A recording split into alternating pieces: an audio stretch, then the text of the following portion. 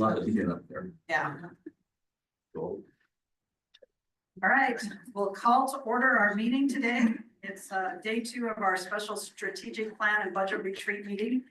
It is Saturday, February 2nd. I don't know what I said yesterday.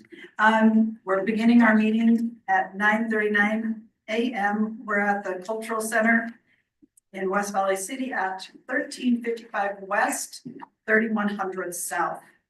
And we have all members of the council present. Councilman Wood, Councilman Hardman, Councilman Whetstone, Councilman Christensen, myself, Councilman Norfelt, Councilman Hume. We're also joined at the table with our city manager, Mr. Peely, and our assistant city manager, Mr. Flores, and our finance director, Mr. Welch.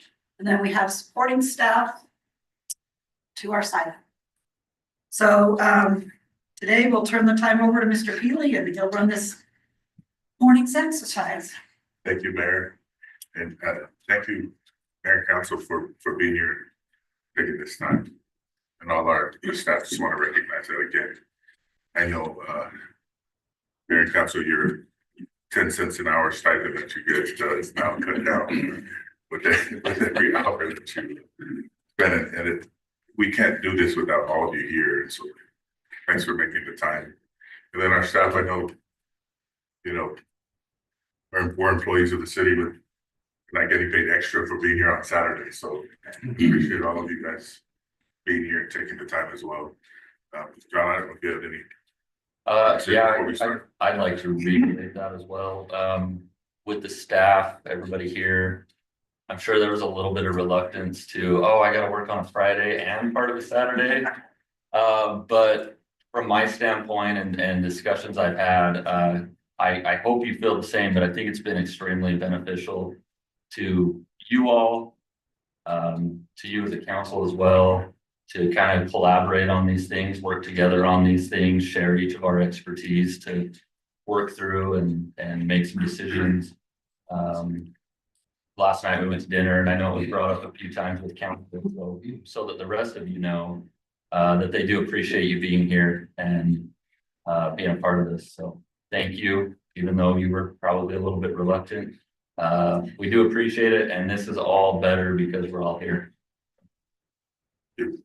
And just on top of that, one thing I want to say,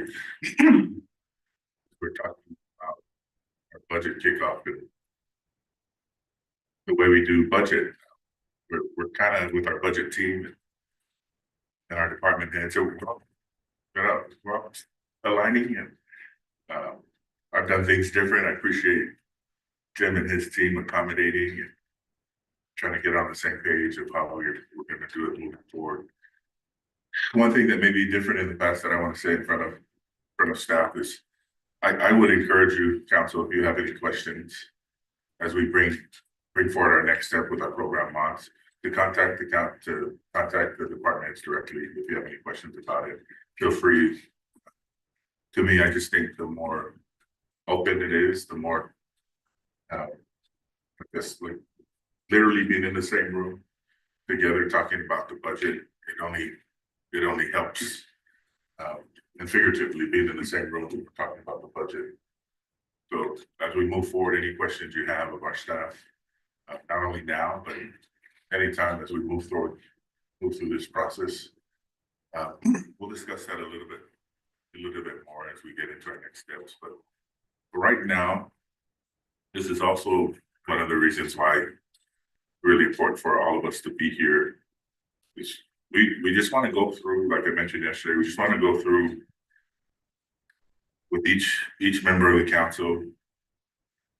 And we just want to hear from you, what your goals, like I said yesterday, you can be as broad as I want to focus on this department, I want to focus on reputation or prosperity, or as specific as, yeah, there's a specific pothole that's been bugging me for the last 10 years that we need you to fix.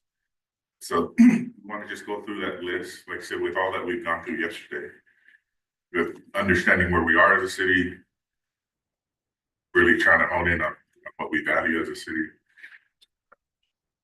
And then after we go through, like, I mean, that's really what we wanted today to be like.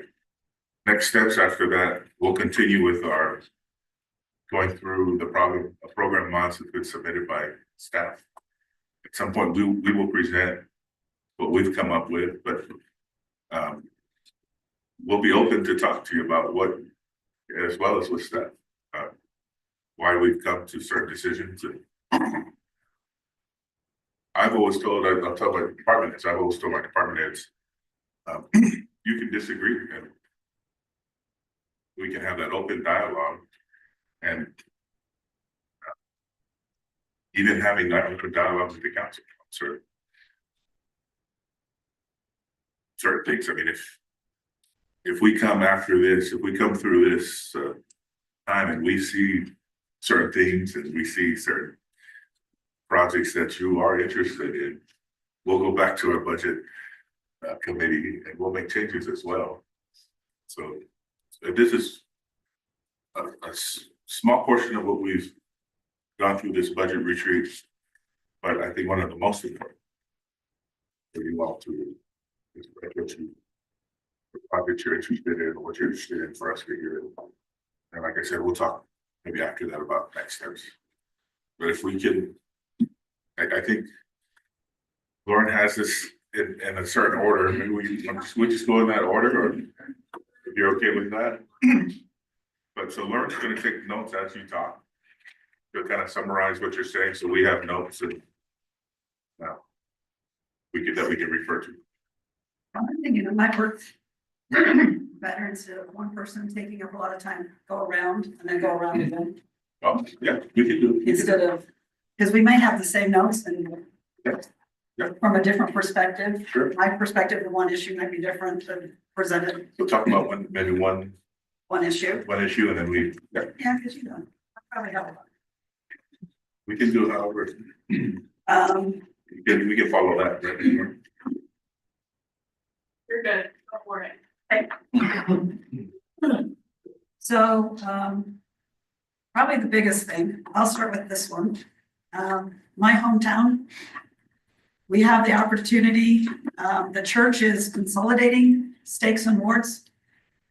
And they're gonna abandon 3 churches in my hometown area. And we have an opportunity to purchase them and be able to use them for my hometown CRCs.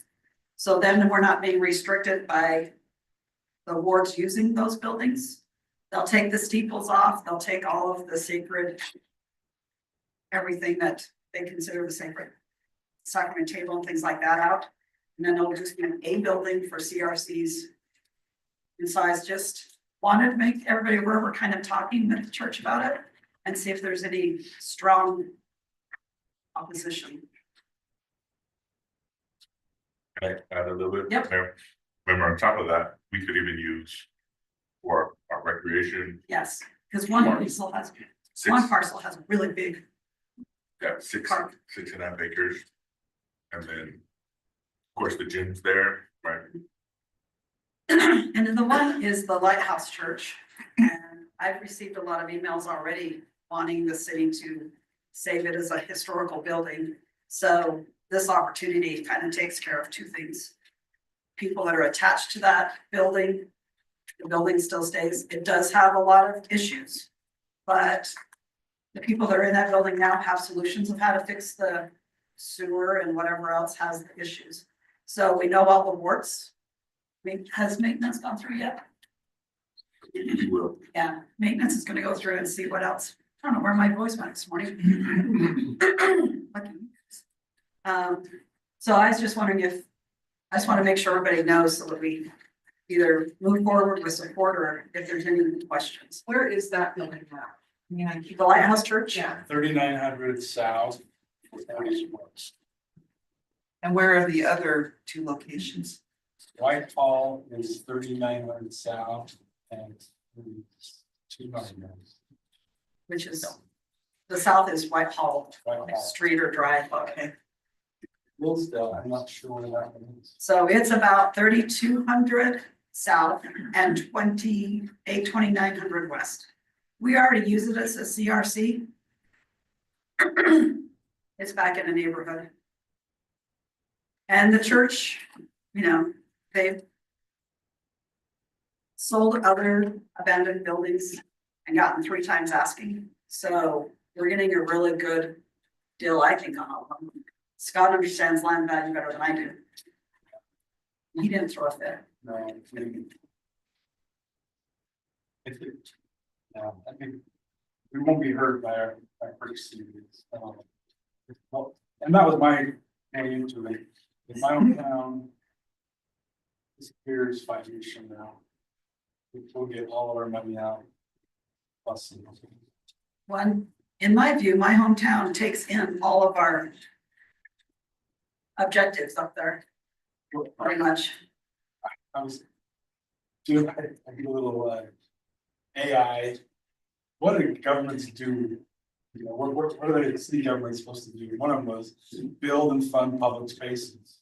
And that would be a public space. I don't know, I have a hard time not getting excited about my hometown. And I think it helps our residents prosper in the fact that we have the literacy, the finance classes, the business license drivers there. And there have been some restrictions on what we could do in the church buildings, so that the church doesn't compromise their standing with the government stuff. And so them not being associated with any church frees up all the classes we can do. Because we've been looking at doing some here that we can't do out of church. So there's still some that don't participate in my town because it's going to be church. One domination, yeah. Where the city building and the front church. Well, it's kind of funny because even the Interfaith Council, we've tried to have some of the meetings here, because this is where the neighborhood services offices are. And this is even too far away from a city building. So they wanted a city hall. So I think having it a city building instead of a church is an advantage. I agree. Perception. On a personal, this lighthouse building. Building green, I find online far better because Nisha helped build that building. Her family moved out here right after it started, so. I think there's a lot of connection. Okay, well. I don't see any strong objection. Moving forward. Same objective, this is the first time I'm hearing it, Yeah, and. My hometown's running down, so I'm trying to maybe I'm just. Wrapping my head around it. Learning about it. Justifying purchasing 3 parcels of land for a program that's already running. It sounds like in order for it to continue to run, we need to make adjustments, right? Just. Yeah, it's fine. Sounds like. Doesn't matter. well, and Scott, you've had to have it in your building and function as a organization. Yeah, so we have my hometown valley. So they occupy the building on Tuesday to Thursday. And those volunteers have mentioned that it's hard to get people that aren't members of the church as well. In my hometown, because of the church.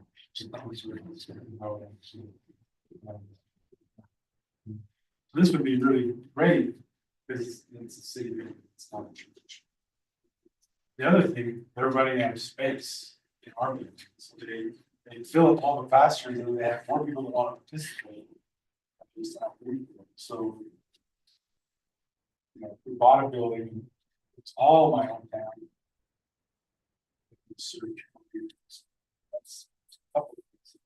There would be offices for like the leadership that are locked on. They're Their own leadership would have it, but Yeah, I they know would have they're gonna have- every, gonna have one of the 3 buildings, central office probably the for largest. my hometown. But, yeah, all the other we available for classes. Yeah, it sounds like it's opportunity. That's three additional buildings for the city is responsible for maintaining. Lots of times we did. And they've given us the operations costs.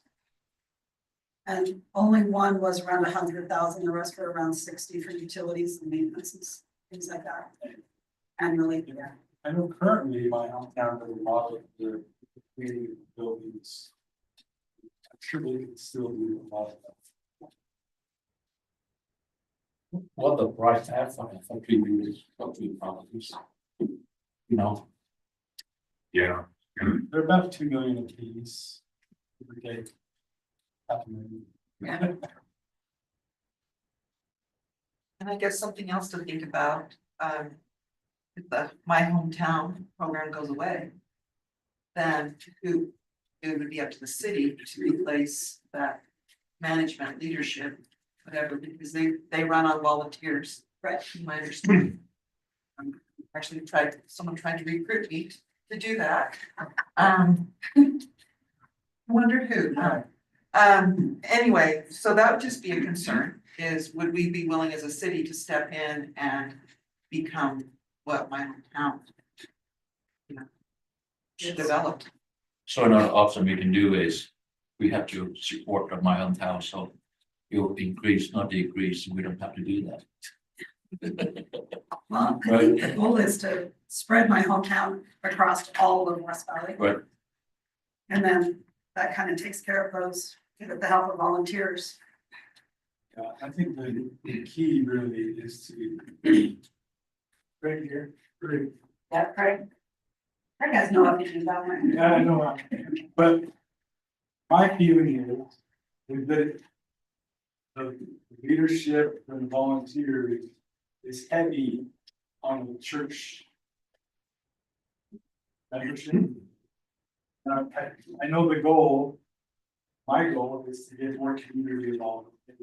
All levels of my own leadership, volunteers, so I think having city buildings will allow us to do that easier.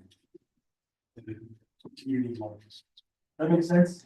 Am I speaking your language or? Do you have a correct opinion? Oh, yeah. Yeah, you can tell us where. We're speaking for you. What do you think about this whole? So, correct, my hometown's ultimate goal and vision is for them to be self-sustaining. We are seeing some of that trend moving towards that with, especially specifically with the Central Valley View area. We're seeing more and more of the residents step into the volunteer roles. Ultimately, the goal will be, and that is a push within my hometown itself, is to bring up resident leaders and to train resident leaders so they can take on those leadership roles and they can start managing those facilities in that program. Does that answer that question? I think so. Does anybody have any questions for Craig? Because he's heavily involved. And I would agree that the buildings do represent a unique opportunity as well. Because they remove branding associated with one dominant religion, the buildings themselves become, in essence, a safer space, a more welcoming space for everybody within the community. There's fewer limitations, like Marilyn mentioned, but also it also opens up a building that can be used 6 days a week, rather than one night a week in one case or 2 nights a week in the other 3 cases. In the White House building, it also has the field and the pavilion in the back. It'd be great for my hometown youth activities and. It's a beautiful 6-acre lot with a wonderful pavilion and open space in the back. I think kind of the long range vision would be that it would become kind of an extension of Parks and Recreation in some ways, and serve as a community park as well. I don't know how many have been to the movie nights that they do for the youth and different things. There's a lot of youth programs within my hometown. The movie night brings about 150 youth right now. But they want to continue growing. Oh, great. What are your feeling about the next 2 years? How is my hometown gonna be, you know? The percentage people are talking about like, increase. See if we can, maybe 2 more, location we can do, or maybe 3 more locations we're gonna do. I heard President Roby says, we can have 9 of them or something, but I just wanna hear from you. So currently we have the original area, my hometown North Granger. We have Northeast Granger is kind of a combined group with North and East Granger. So it represents 2 areas operating one community resource center. We have West Granger in the Scottsdale building. It's very small. We have Central Valley View in Councilman Harmon's area. And then we have the Central Granger area that is kind of next to City Hall. In speaking with Utah, my hometown leadership, they do want to see it grow. We have been talking to them about South Granger. It's kind of that southeast corner of the city that's underrepresented right now with my hometown. But it also has a lot of neighborhoods and potential in resident leadership in taking some of those roles, similar to Central Valley. But they want to continue seeing it grow. Yeah, I see it very effective in my community in Chesterfield. The big change. Yeah. One of the brilliant things that's come out of this too is the Interfaith Council, if you keep that in mind, and then that Interfaith Council coalition is really coalescing into an amazing group of leadership, faith-based leadership that are also kind of helping to bring together volunteers, bring together projects, and as well as spread the network and information about my hometown throughout the city. It's been very beneficial for us.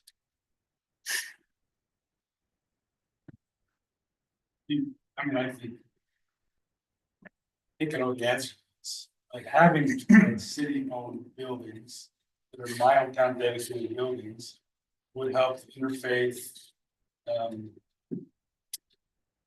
group help us market and get volunteers for that CRC for days of service.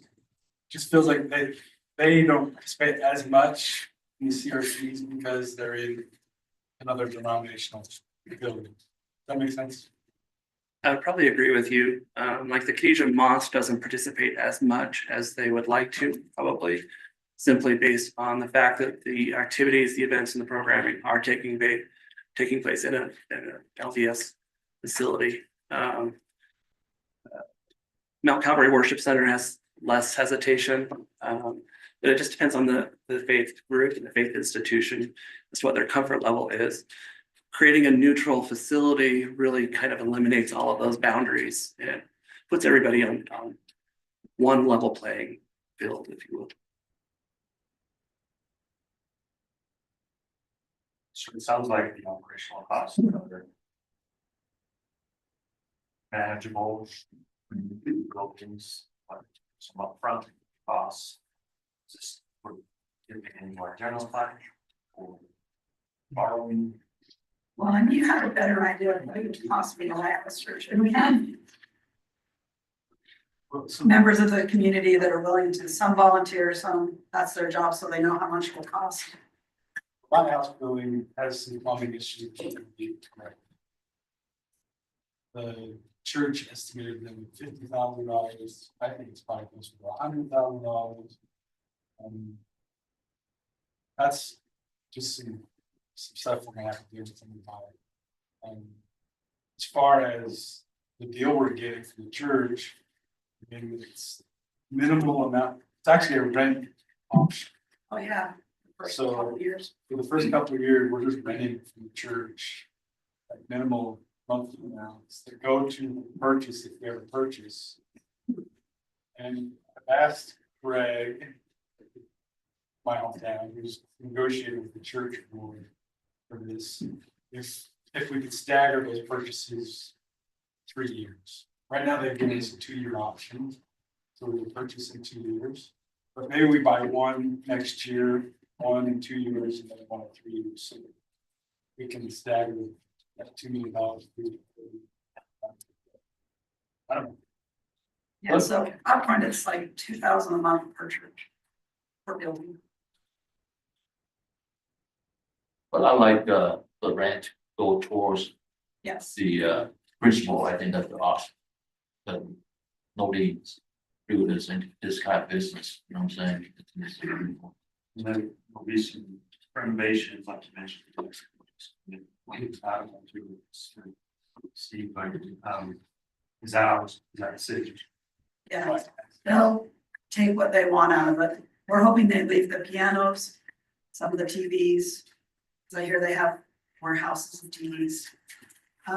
So hopefully they'll leave some of that stuff and the CRCs can use it, or we may have to purchase a few monitors and whatever else, projectors, whatever we decide to need for it. I don't think we'll remodel rooms or anything. It'll just be fixing the plumbing in the one building. They're gonna take all the signage off, the front, all that stuff on these screens, take down there. Everything else at their expense, not ours.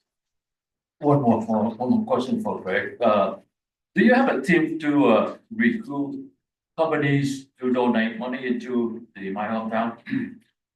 Yes, sir. So my hometown, West Valley leadership is now focused. They have a couple that is working specifically to recruit West Valley businesses, local regional businesses to donate towards West Valley. Statewide program also has a nonprofit set up to raise corporate sponsors throughout the state. And then keep going up? People are not. I mean, Okay. yeah. Okay. The Utah First Community Center. Sound like 1 through 3. One thing, Mayor, I don't, like, I wanna just sit and listen, I don't wanna, but one of the things that to Councilmember Whit's point, if I'm just looking at. Because I see it's a good point, so if we're going through no buildings and we're running really well to 3 buildings, I could see the hesitation. I can tell you what we're looking at from just staff and those that have been talking about it.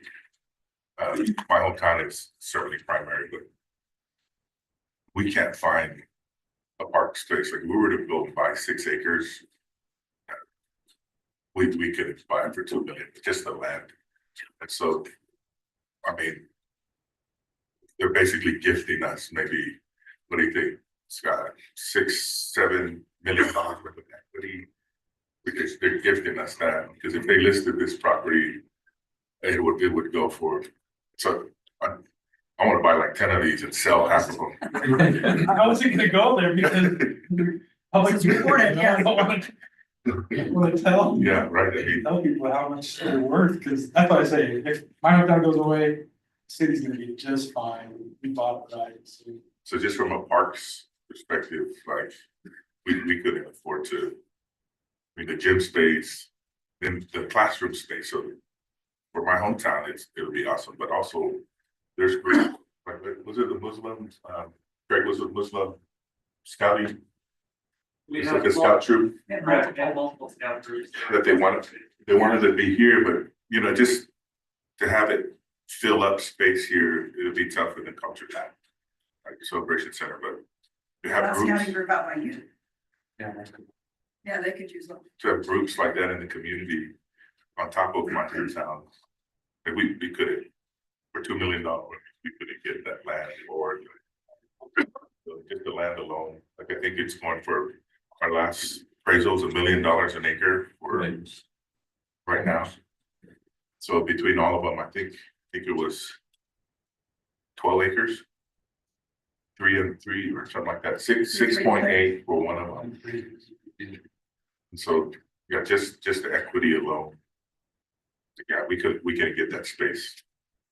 So we can throw like even move some of our recreation to the field space that we're currently using. For the little league teams that are using our parks. But those are the other things we're looking at too that will help. manage some of our other objectives. Yeah, I think it's a my hometown, a very good place to start for the reputation. We use my hometown now also for interfaith council to spread our name out so people they can they know about us, about our city. But also I think the PR department, I know you guys have been working hard on this, but we need to come up with a good solution. How are we gonna bring more people into your website, attractive, so people can, the new viewers can come back regularly and the numbers go up, not go down. You don't have to, not only you print a big story, just like maybe Redwood Revan, but also a small story, just like maybe a dog run over to the street and then the car have to stop and have to wait, or maybe a duck or something, chicken or something. Some story, I mean, like consistently, yeah. It's not like one big story and then you stop, but have consistently and patiently do that because you can bring more viewers into our website. And have to make the connection with the local channels, not only local channels, but also newspaper to spread our name out, to fight back with people. They're thinking about West Valley City. They're thinking about West Valley City is a bad place to live. And then some bishops told me about this. Said, well, Tom, they came here, some young couple, they came here, they said, well, I want to taste about West Valley City, how bad this was. And that's really bad. You know, so I want to fight back really hard.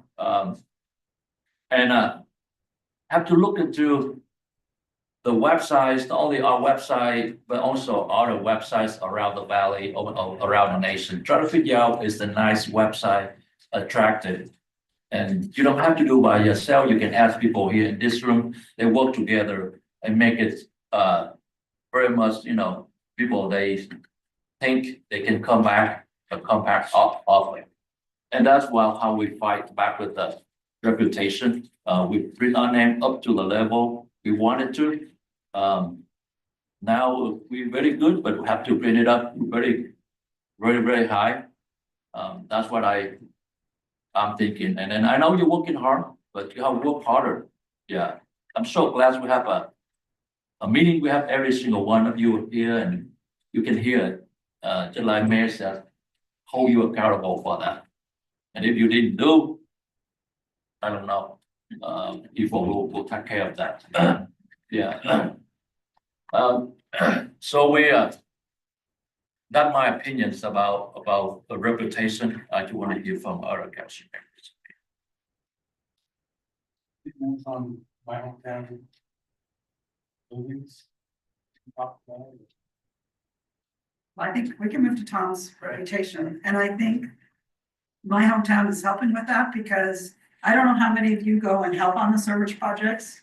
I go to quite a few of them, and the volunteers that are coming from elsewhere in have a whole new appreciation for our residents and a love. I've had numerous ones tear up in front of you of how much they appreciate this program, being able to come in and change their attitude about West Valley and the people that are here. They love the people that are here. And so I think it's helping us in multiple ways. So I think our reputation is going to go up with that interaction with the outside communities. I agree with I agree with you. Yeah, I went a couple of times, but I ran into a couple of guys from Traver, from Utah County, and they work in downtown in Salt Lake, not in West Valley City. So I think it's with everybody here. Yeah. Yeah. Yeah, just one more comment. Okay, yeah. I mean, I'm you sold me, and I do think it's a great idea. I town is great. Checks off a lot of boxes on our house. Said yesterday. Yeah. But we also received the finance presentation yesterday. Yeah.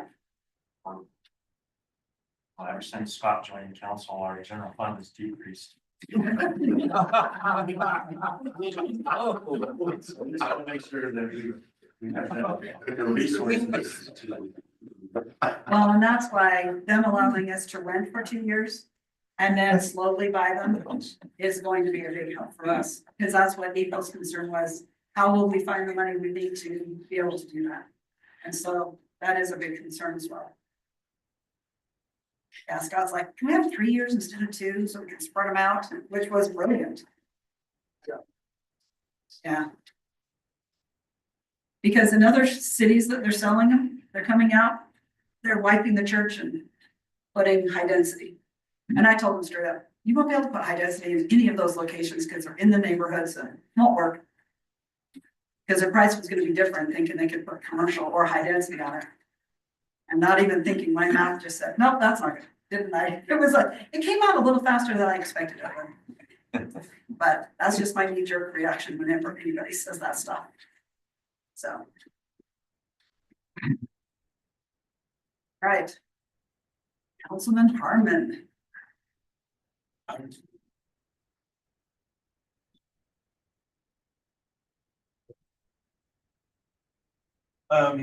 don't. Hope we had an official announcement that we sold NBC Suites. So It's final. that's final. That's fine. It's really awesome. We've, And how much of a profit? Well, what's the exact, With the reserves about 1-2. awesome, we've separated from the theater. And we transferred assets from the housing authority to the county. And I think all those are great. They fit within my goals of moving things that the city shouldn't be doing to those that can do it, can probably do it better. So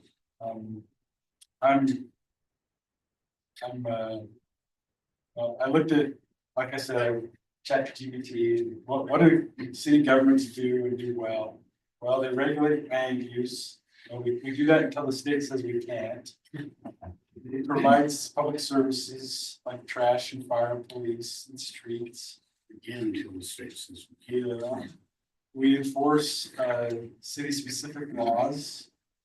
And then we build and fund public spaces. So those things are things we can do, and I think we can do really well. Then there's things that I think we have to at least look at. Are they producing assets? Or could we sell assets and have them produce an interest revenue source that would help us build a fire station? So we don't have to bond every time we need a fire station, or build a park every time we need a park. And so whether that's golf courses or the Maverick Center or those things, or are there things that we can transfer to the county again, like the Harmon Senior Center or the animal shelter, so that we can reduce our budget. We want to reduce it. It's not. So that's the first thing on my mind is, can we sell all of our assets and have $100 million, put it in the PTIF fund and get $6 million a year? And then we could build 3 firehouses every year with no bonding. Or do we improve our efficiency and our effectiveness in these assets to where they're providing a source of revenue of $6 million? Then I'm okay keeping them, but if we can do better with our asset, whether it's an asset or funds, I would just like to have revenue, which we can do more with. That's my number one. Well, and did we move our fund balance to a money-making bond? Are we making more off that than we've ever made before? We're, Just with that move, I thought was really brilliant. Yeah, we're very active. I hope you'd be pleased in our money management process. We, with the Treasury Department, we actively look for the best rates we can get to fall within state money management guidelines. As you know, they have very tight requirements on what we can invest our money in so that it's safe, so that it's not at risk. The best return we've been able to get generally has been the state treasurer's pool, the PTIF. We do have a small portion of our funds, about $5 million that we have invested with an investment organization. It's been with Zions. We're in the process of moving that to another organization, and the possibility of getting a little bit better return on it. They typically give just a little bit better than PTIF, but not much better. In the last 15 years that we've been doing it, they've just about broke even. So I'm not convinced that a manager does any better than we do ourselves when we do the PTIF. Our bond funds, when we have projects that are not, that the project hasn't been completed or we're putting our money aside, we usually go out and we buy treasuries with that, or else we'll buy agency certificates through the trustee to make sure that we're always earning the highest that we can and still keeping them a safe investment. We emphasize liquidity also. We want high returns and liquidity, which are kind of at odds with each other. So it does depress our returns a little bit, but it gives us the flexibility should we have a downturn in the economy, or we have an emergency project that comes up, for example, something like these churches. If that was something that we needed to do right now and the council decided to do it, I don't have to go and sell a bunch of securities to do that. So if that helps, that's kind of where we sit. And then Mayor, I think you was also referring to the solution we have for the CAD bonds. I think it's so we talked about going to purchasing, not just going purchasing bonds so that we get the interest. The solution you came up with, Jim. Right now, because we're getting such high interest, or it's similar, the interest rate is pretty similar right now. We haven't moved on that yet because the way that the money's being invested is currently doing that. But we need to watch the market so that we have about, I think, 2 fiscal years before that big bond payment. We have a couple years before it gets. Gotta make it move on that solution. Yeah, and the following fiscal year, next fiscal year, we'll be planning for the year that those bonds start to kick out. Also, the rates on those particular bonds are significantly higher than what we can get in interest. They're unusual compared to most of our investments. They're over 7. They're over 6.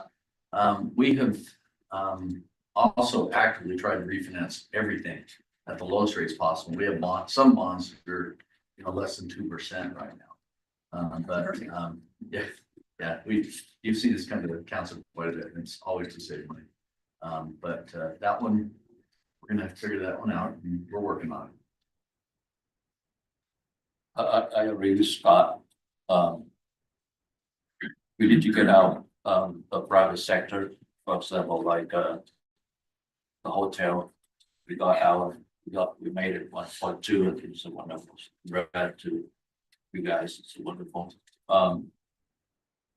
The government is very much focused on the people in our city, resident in our city, and try to very much to assist them as much as we can.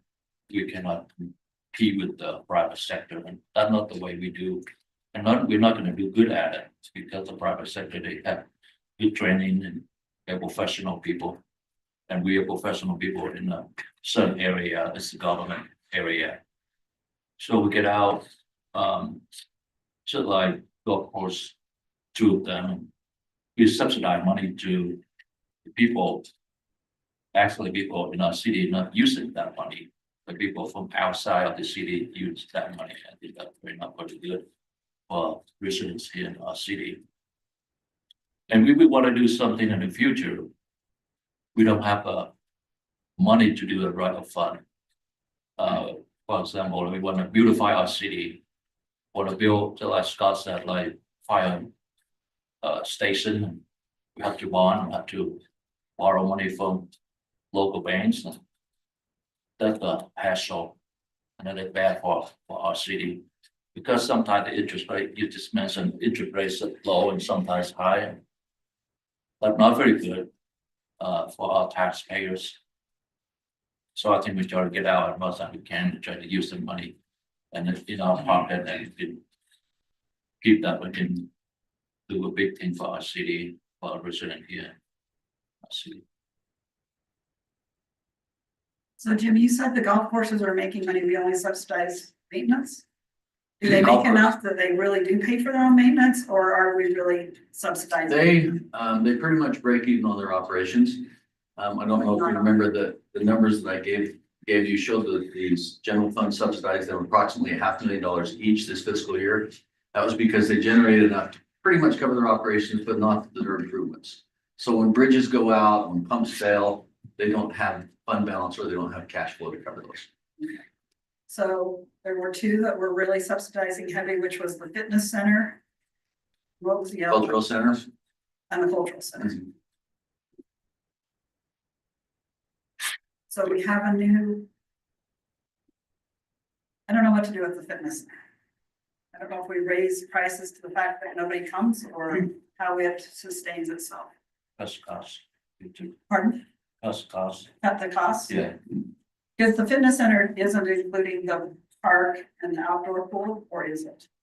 I don't know. Yeah, I believe the budget does cover the outdoor pool and also the grounds. Okay, No, not the grounds. Jamie's saying no. okay, not the grounds. One thing I wanted to mention, Jim was making that presentation, is I'm willing to even bet, obviously haven't seen any, I've never seen a fitness center make money or break even. So when you go into a fitness center, it's almost, like you build a park, right? I mean, you talk about public spaces. Public space. That's one that we could never make money on that. And the thing is, if you raise prices, then sort of defeats the purpose of a public service. We can look at, I think, several things in the city.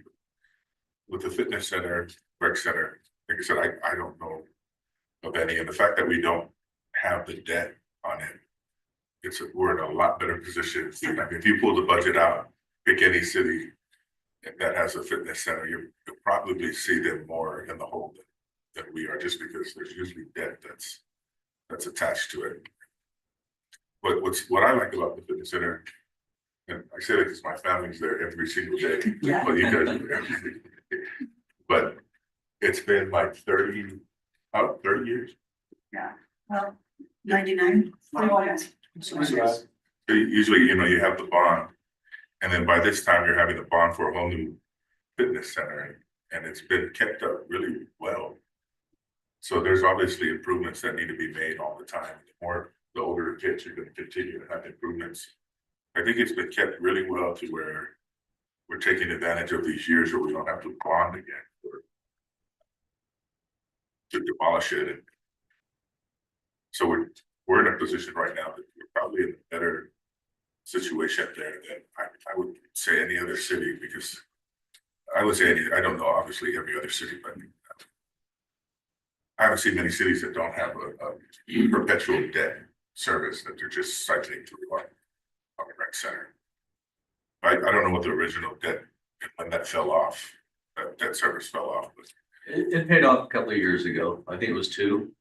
And as I remember, Jamie, $9 million or so. I think that was about what it took to build it.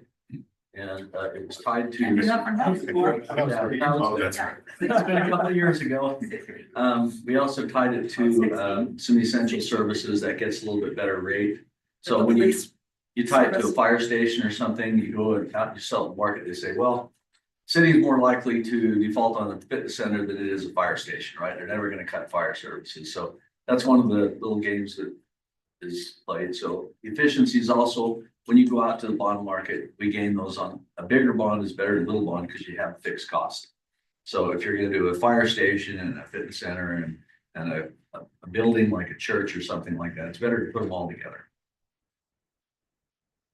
And then this building is at a loss, and not even because of the debt service. It's gonna be even more when we start paying those debt service. Correct. This one doesn't, this one generates about $400,000, I think, last year. Operating, I think we're about $2.5 million. And there's that, it's just not gonna change as far as I can see. Even with our new programming and. It I- may turn around that's- kind of like the Mavericks. I don't think Craig has given us any, indication that this is intended to get more money out of it. Okay, That's, obviously the direction of the council, but that's what the plan right now is to make this more community oriented. And that's been my direction to Craig as well, to use it for what it's intended. At this point, making sure, because when we first were looking at it, what we got from the feedback we got was it's too expensive to rent for community members. But then the revenue was low. It just didn't make sense. It kind of the worst of both worlds. It's expensive, it's not being used. And so the direction of basically giving Craig is let's focus on getting it used. Let's focus on getting this place hopping, getting it back. And treat it like that before we look at the revenue on this particular building. If we identify this as public space, then that's a good use of city government. There are industries that we're in, golf courses and Maverick Center, that maybe it's better. But if we can make money that's equal to or better than what we could get, if we sold those assets, then let's do it. And to me, both the fitness center and this building hit some of these points up here. The reputation, we have great facilities, the attractiveness. People, all they have to do is go to a softball tournament down at the fitness center and they're going, wow, this is great. And also the community. So I think that they're not gonna be revenue generators. We're not gonna make money off of them, but it's something that's vital to provide to our community. So. Yeah. There are certain facilities that can be turned around and improved. One thing that we've seen great improvement in the last couple of years has been the Maverick Center. We still have debt service that will go out through 2035. However, the last 2 years, it's made pretty darn good net profits. And the plan right now is to increase on that. I believe last year it was a little over $2 million, the previous year was $1 million. So that's been an amazing thing that's happened for us. We haven't seen that since the history of creating it. But I know the plan right now, and John and his crew have been working with Efo and John on making that much more profitable. So I think that's a good thing. They will, if this turns around, they're able to generate a lot more revenue. That revenue could be not only just used there, but it could be used other places too. You brought up about, of course, this matter kind of online, I mean, it's on the sideline, so I do want to ask you to hear that, but I want to make sure it's the right information or not. Like people, they are running for the city council here, is that we have a pass to play golf for life. Jamie, is that right, man? that's how I understand it. Yeah. I don't golf very much, but I- how I understand it. So I think that's, we gotta stop that one. I've been here for 14 years and I never, That's over there. enough time.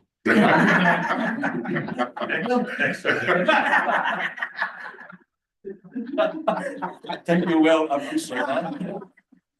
But if you're gonna cost large CD money, that's what I'm trying to bring up, yeah. But for life, you're gonna cut for $10,000 of money. Dollars, yeah, because you play the game, it's $100 and $200 for a game, easily, right? No, and that's the good thing about it being city owned. My grandson golfs over there for $9 a round, $9 for 9 holes. Our youth get a great advantage out of it. I think if you're just the normal person, our residents, it's like 35. How What is much? it? It's $56 for 18 with a card. Yeah, but you go to private Uh, and not city owned, and it is 200, 250. yeah, that's not. So for our residents, it is a open space discounted service for them. Yeah, but. Yeah, it's not as expensive as, Yeah, because Connor and his friend across the street, they put their bags on their back, they walk over to the golf course, they pay $9 and go. And then they walk home. And so just for our youth to have that instead of out doing anything else, I think is a really an advantage. Yeah, And maybe we need to start publicizing to them more and getting the youth out there instead of leaks from outside the city. that's right. I think the better if that's a good price, and I think we ask more people here in our city to do that, to play, but I think it's a pass for life. It's a little bit too much, to me, too much. Yeah, I don't know who uses it a ton. Like, I think I've been 5 years in 13 years, 14 years, so. But I know there's some that do use it. And if you invite somebody else with you that's a corporate person and get people involved in it. But I think we do need to advertise more and make it more available for our residents. Yeah. And not outside, because I know a guy down in Saratoga area that, yeah, he signs up as quick as he can for a season pass. He doesn't live in the community, but he uses it a lot. So we do need to make it friendly for our residents. Make it an outdoor space that's easy for them to get on, because the courses around here are too expensive. yeah, so that's the one I'm bringing up about pass for life. I think it's a little bit too much. Yeah. I don't use it, so I don't care. Yeah.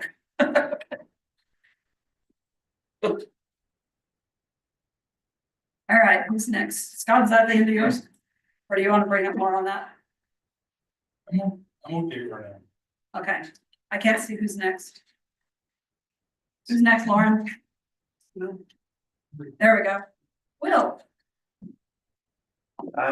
So I'd like to talk veterans. We've started this new veterans committee, which has been great.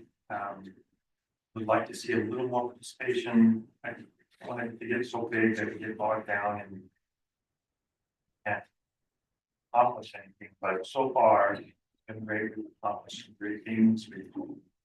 We come up with ideas and staff runs with things, so it's been great. Although we've only had 2 meetings, so. But my question to the council is, I'm curious on this amazing memorial that we have. And the city has funded a lot of it. We've received private. And the county has provided some funding, and we just recently funded some additions to the Veterans Memorial. I'm just curious, as we look to build on memorial, is the temperature of the council, like we've done what we're going to do. And let's raise private funding, let's look at every grant county or maybe the state, or do we want to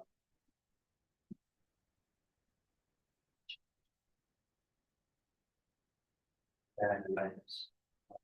City resource staff. Well, I can give you the scoop for you, because you've been here only 2 years. Mayor Ron Bigelow. Running for this. Yeah. Inside story. And we agreed to, Mayor and everybody here, we agreed to give him the land. For him to build. That's for right now we do that. And the fundraiser is the Mayor Ron Bigelow doing that. Yeah. But seem like it's now we tackle 2 items at the same time. Land and running money for this thing.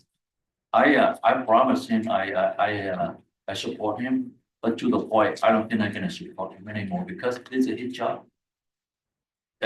He asked for the land and he looked around in our city and we said yes him to go with that spot and to use that spot and he gonna cover the cost. I mean he he took go out and do campaign and do run space razor and try to get money to put in that spot right there and to build it.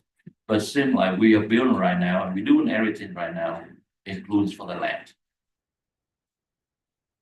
I think it's a little bit too much for our city to support. Yeah.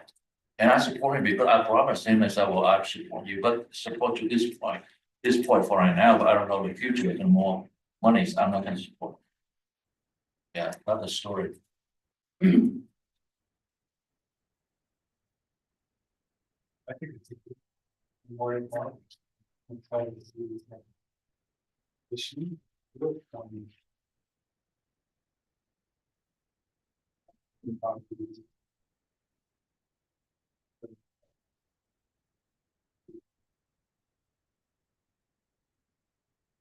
I know this next phase was. So clarify for me, is it going to be on the footprint it still is, the new monuments, or were they expecting to develop more land? It's not clear to me either. Jake brought, our veterans committee, phase two, where it does expand over to the southeast portion.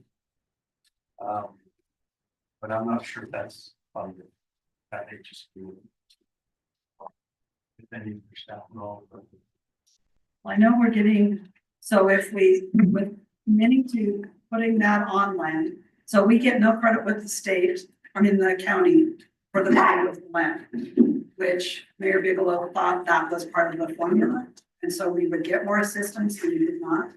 So we have 500,000 coming, John can correct me if I'm wrong, from the first phase, that we don't even have that money yet from the county.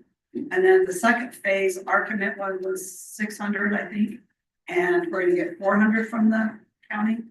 And so for me, I was hoping, because we want a development to come in all that other property, that we wouldn't have to expand land-wise, because an acre is $1 million for the next, to get out of a developer instead of us donating.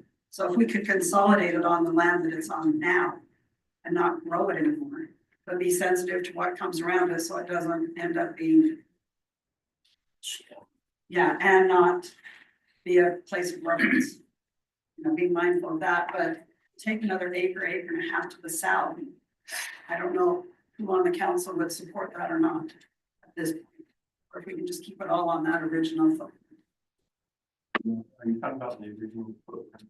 Oh, right, yeah. Right now, yeah. Yeah, because there was additional, at least on the renderings that we presented. An expansion of row of trees and additional development and stuff. And I don't know if that's firmed up or that's decided. Yeah, what was presented was, Jake has some concept plans. But direction we've given it, really, to just finish out. Let's just complete what we have. So essentially, using the footprint that we have now, making that complete. The only exception was maybe, he talked about having a pavilion, something like people can come and people sit and gather there.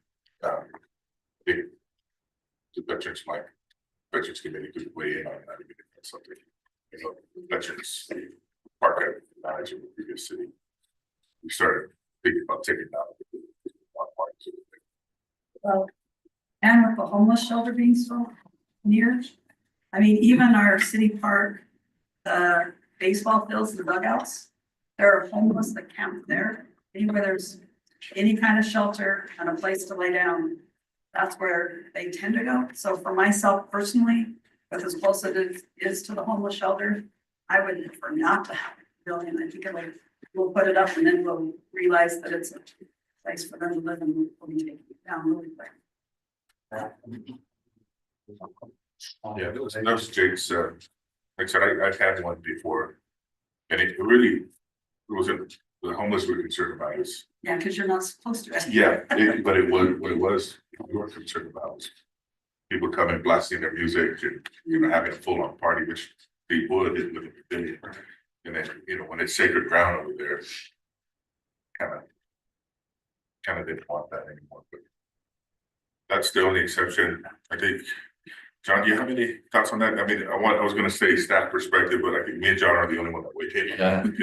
I think the only thing I would add is, in that design, I think Jake is attempting to leave a little bit of room to add to what we plan to put in, if that was a decision we made. But The plan is to complete the project on the property we have. Make it look complete, and then if at a later time we chose to add some amenities or something to it, we can. For example, the Kotak is just gonna be there. Yep. And then the wall. And what's the new wall? That was, it's like Is it World War II or World War I wall? Yeah, That's kind of what I heard from him in one presentation. from Yeah. the original. there was a wall he was looking at, Okay. the artist. Getting his Yeah, name. because I can't remember who has all the plan details. Okay, but we submitted to the county, because the county's not counting on us using any more of our property. To be able to get the 900,000 or million we're gonna get out of them when we complete this. As I understand it, Leaving that. we will get, once we complete with the co-talker and that wall, we'll get the 900,000 from the county. I think the committees, maybe the provided a little bit of communication. Back, several members of the committee taking brochures and they're going out to primaries, private capital to expand. So there's maybe some. I went there this morning before I came here and kind of looked around and but it does look like initially there was a lot of renderings showing it going very far south. I don't know if that additional area with trees and grass would be nice. And the committee and who knows how successful they'll be, but they are under the impression. Well, and I know Mayor Bigelow tried to get a lot of funds from the state and private and just couldn't do it in the 8 years he was here. And so for the city to invest more, I just wasn't very comfortable where everybody wants to kind of shrink our costs. And just the cost of maintenance, and that is, but it is an open space for the public. And I don't know how well it's advertised that anybody even knows it's there. Yeah, it's a nice area. It would be great. I think it would be a shame. Just.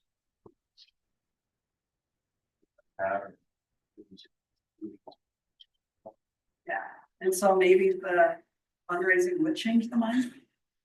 But I just see a lot of money going after my personal without community support or volunteer efforts.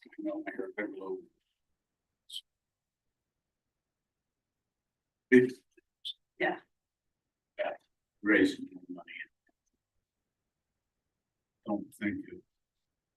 Well, that's just stop it. Well, and I think in the first 4 years where it didn't really move quickly, other communities built their own. Yeah. And so instead of being a state destination, it's lost that luster. It's more of a community. It's now Mount one, South Oregon has one.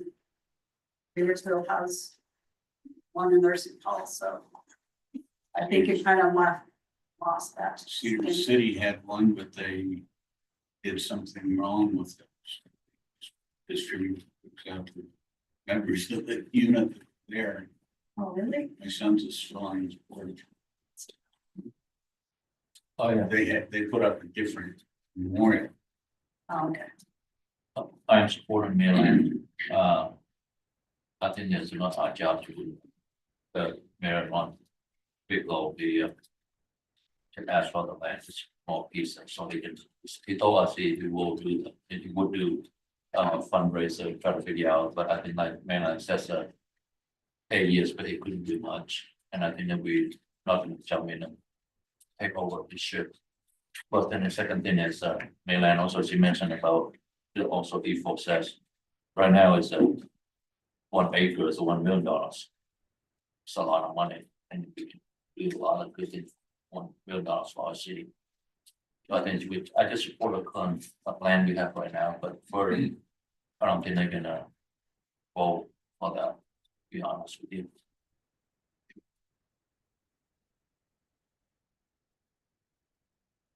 Think.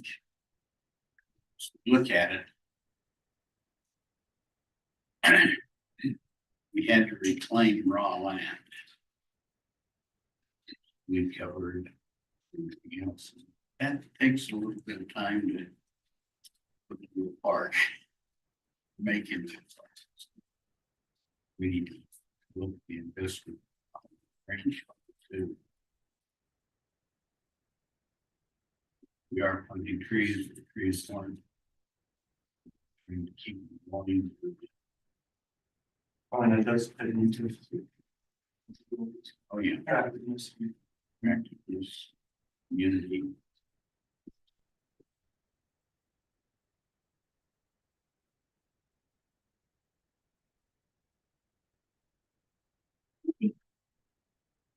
Okay, so as I thought about the things that we narrowed our discussion yesterday to, something, Ethan was in my group, and something that he asked me as being a longtime resident of the city is, what excited me about the city 20 years ago?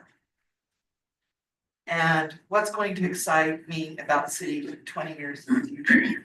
And I think that's something that we need to think about. And what excited me 20 years ago is not what excites me now, you know, just because lives change. I was involved with my kids, they were involved in everything. There's a lot of energy in schools and in the community about different things happening. So I think what would excite me going forward is, number one, improving our reputation, our public perception. The hard thing about that is it's hard to measure. How have we improved that? And so over those 20 years, I don't know that we have improved our reputation. And how do we do that going forward? So that's something that is close to me, and that I'm a little passionate about. You know, how can we make our reputation and the perception of others? Not that we should worry about it if we're happy living here. You know, that's a big thing, but I'm not sure that all our residents are happy about living here. So that's one thing that that I'd really like us to focus on as a council. Reputation, attractiveness in our community. I think all go into that perception. The other things that I would like to see, some of it's been addressed today, is beautification and open space in public parks. That's 6 acres of the church property. That's huge, because we need places for people to go and to enjoy it. That was a big downfall with the Redwood Road thing, is that why don't we make that a park? Well, 26-acre park is gonna cost us a lot of money. So beautification of our city, which I think will also enhance our reputation and the attractiveness. So all these things kind of go with each other. And then the third thing is something that we haven't brought up, but our housing in the city, and what we're going to do with that, again, to improve our reputation, attractiveness in our community. And I think that, again, in our group yesterday, we might need to, no, my voice is going. You know, we might need to be a little bit creative and a little bit more understanding of different points of view than ours, that type of thing.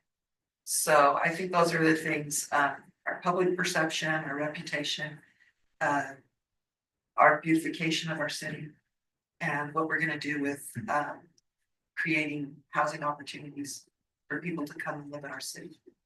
So which one do you want to do first? Because we're gonna go around a few times. Oh, I So should which one do you want to do have one? Okay, Which one's your priority? well, the first one, Okay, okay, our perception. perception. How we're gonna do that? I know we've touched on it, social media, that's a big thing.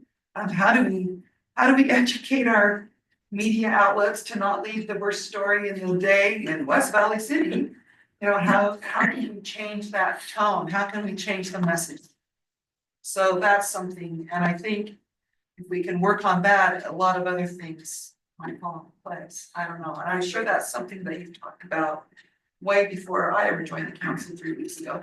So, Pretty much every year. yeah, and I'm not sure quite how to do that. But Yeah, Well, I can- I on top of the, Cindy, I think you're right. The story out there, this news is.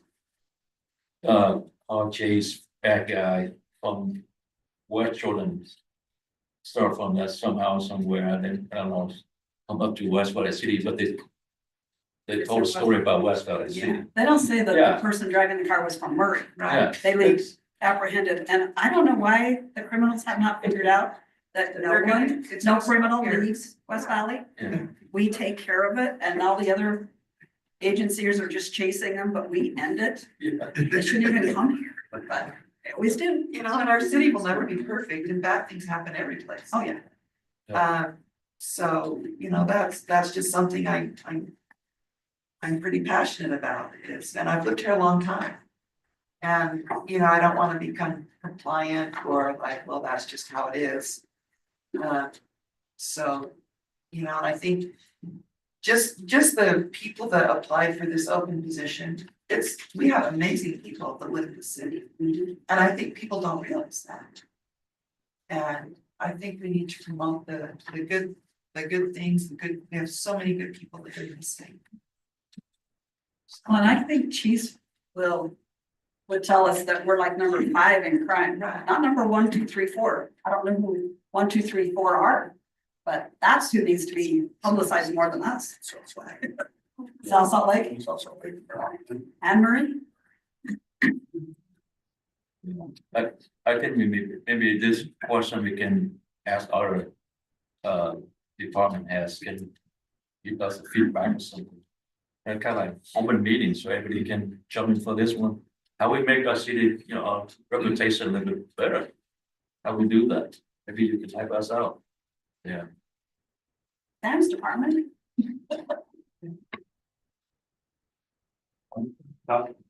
Yeah, well, he's coming up. Yeah, I don't know how many, in terms of social media, I don't know how many followers we have on our city platforms on Facebook. But That's where you get the police activity updates if there's something going on. so I don't know how many residents follow those or Or other is it, follow. Oh, maybe one option, I'm sure everyone on the council has their favorite influencers.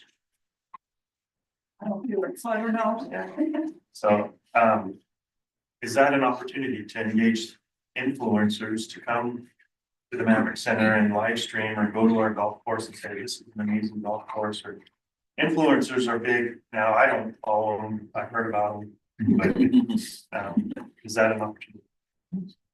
Yes, and we actually have talked about it. About a year ago, we looked at some different options, and that is something that you weigh the pros and cons, but I think that is a real opportunity. It is it's one of the reasons when I was brought in was some of the image issues that we have as a city, and we currently do have some of those same challenges. It is a constant battle with media. I can't tell you how many times I'm making calls or Roxanne's making calls on an image where they show a West Valley City police car for a West Jordan story. And we will call, talk to them, have them remove the picture if they will, which they usually do. The media is often, I guess this is a public meeting, so I have our team here, so I'm good if it gets out. They can be very lazy. The media now is a much different entity than it was 10, 15 years ago, where we used to have someone at every council meeting. We don't have that anymore. I can't think of the last time that we've actually had a media member in our council meeting to actually, besides the hot button issues. But we used to have a time where there'd be a media member for every week just sitting there learning what was going on in the city. We don't get that anymore. They don't have the staff to do it. So they're looking for the gotcha moments. It's hard to see because we're noticing West Valley City. We get the same complaints at every public information meeting that we have statewide, where even places like Draper are complaining about why do they get all the attention on them. It's something that is frustrating. It's something that we do our best to cultivate relationships with the media so that we can have a different story told about us when it happens. One of the few bright spots over the last month, and I was not expecting it, but Fox 13 reached out to us. They have a new beat reporter for West Valley City. And she called literally in 11 years of us asking and doing stories with these different groups. We've never had a reporter call and say, can I just come to the city and get a little bit of a tour? And she came out here and showed her around. She met Efo and she met Johnny. She had a chance to talk to Craig. I know that she wants to work with John Springmeyer and some of the other ones where she wants to do stories that are happening in West Valley City, not reactionary stories to crime happening in the city. It was a great reach out that we're not typically ever getting, but it also showed us a pathway to work with different media to say, hey, you have another station that's doing this. We want to work with you to get the same kind of things. I think it was the mayor that said earlier about My Hometown. It's been a fantastic program that every media outlet has covered multiple times over the past 3 or 4 years. It's one that we continue to build on and continue to reach out because of the great things that are happening. We are trying to find different avenues to get the word out through videos, through our social media, through our website. Our website gets visited anywhere between 1,000 and 1,500 times a day.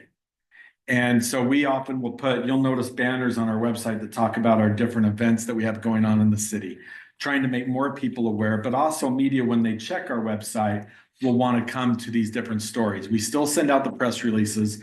We still reach out to them through our social media.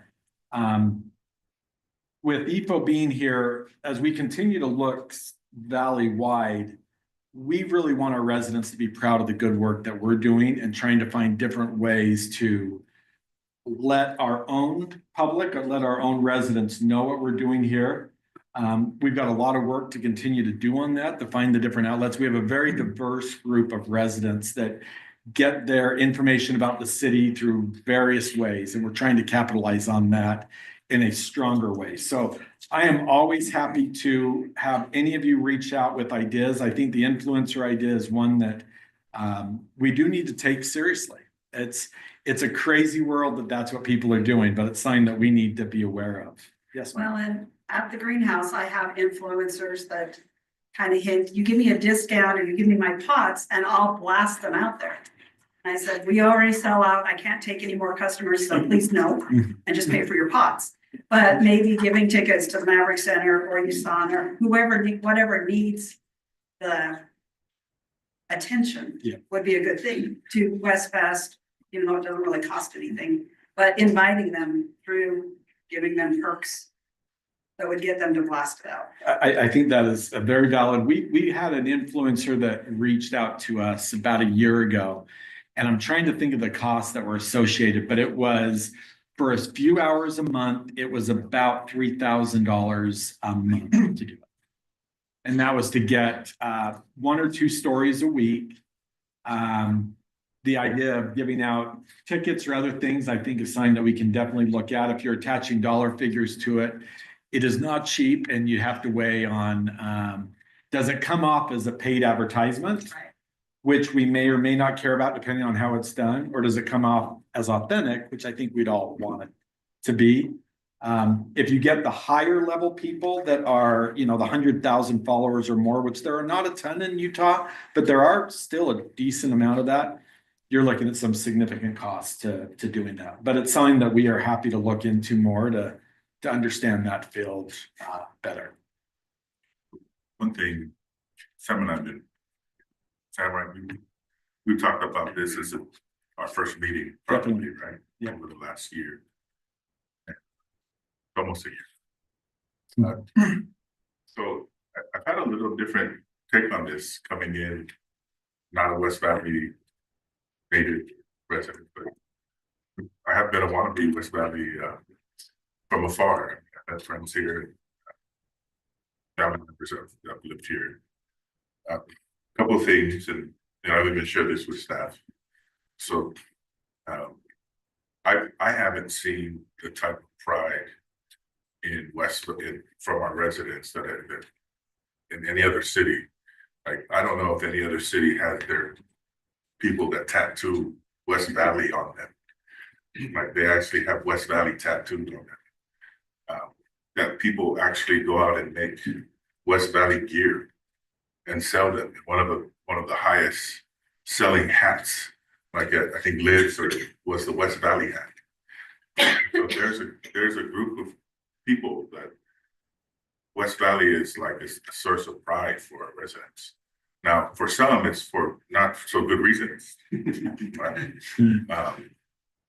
You know, I when I came and had one of our first staff meetings, I said, I want to beat every city at everything, you know.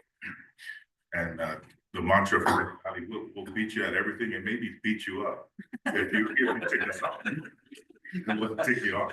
But it's kind of interesting because the pride of West Valley, the pride that people have here, our residents have here, is unmatched. I mean, I just haven't seen that anywhere else.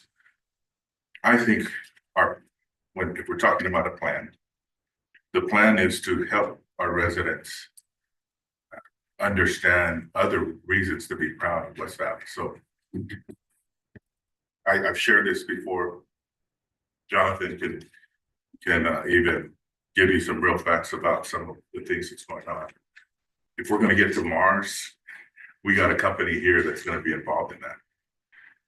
If we're going to cure cancer, we got a company here that's going to be involved in that. Even if you're going to fly anywhere in the country, most likely we got a company here that's designed or produced those wings. Everything you've ordered, most of that is coming through West Valley. People are coming from all over the valley to be trained by our fire. People come and get trained by our police department. There's so many things. We got one of the top wedding dress companies in the world here. And so if you talk to a lot of our residents that have so much pride in West Valley, they don't even know that. But there's some major things. I've said this before, I've said this to our staff that they can tell you. When I first came in, I said, you know, regarding our reputation, I can care less what people think about us.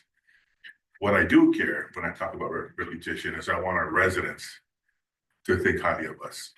And so if we look at it through that lens, that who we're trying to impress is our residents, then the plan gets into better perspective, right? Then we start thinking about, okay, if we're trying to impress our residents, then we're looking at our parks, then we're looking at our public spaces. We're looking at our social media a little different because we're not trying to build to people in St. George. We're trying to build to people here in West Valley. And so we do have a social media person that is a part of our program launch that we're going to present. Like I said, we've been talking about this for a long time. But I think the way we have to look at it is we are the second largest city.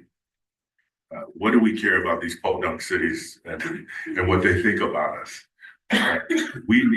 They need us. They need a better perception from our residents than we do from theirs, because we got the tax dollars. We have the residents. They need our residents to come and patronize their retail. If all our residents did nothing but shop, did none of their shopping but in West Valley, we would be safe. We don't need any other residents to come to West Valley because we're 150,000 people. Yet, all these surrounding cities, they need us. They need our residents to be attracted to come to theirs. So we don't need that. And so for me, what Sam and I have been talking about is really focusing on understanding our demographic here, really focusing on building off that pride that we already have. So different sections in our demographics in our city are proud of West Valley for different reasons. But I would venture to guess most of them don't even know half the stuff that makes West Valley amazing, right? And so we also talk about diversity. But not too many people understand why diversity is important. Like it's diversity for diversity's sake is, I mean, okay, is what can we get out of diversity? And the best presentation I ever heard on diversity, it's if we start with the premise that the best of the best come from every walk of life. That there's no exclusivity for being the best, no matter what gender, race, ethnicity, we can get the best of the best from everywhere. Then the more inclusive we are, the best likelihood we are, the best possibility of us getting the best of the best is at its greatest, right? And so the fact that we have that opportunity, there's power in that.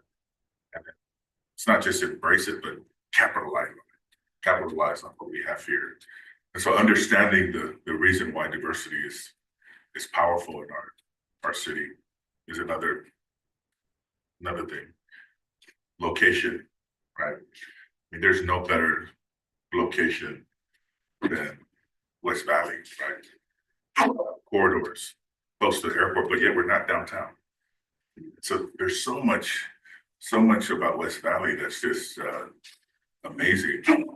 But we already have this army of influencers in the city that are residents, that have their circle of influence, that walk around saying West Valley, but unfortunately, a lot of them walk around West Valley, saying West Valley with their fists clenched.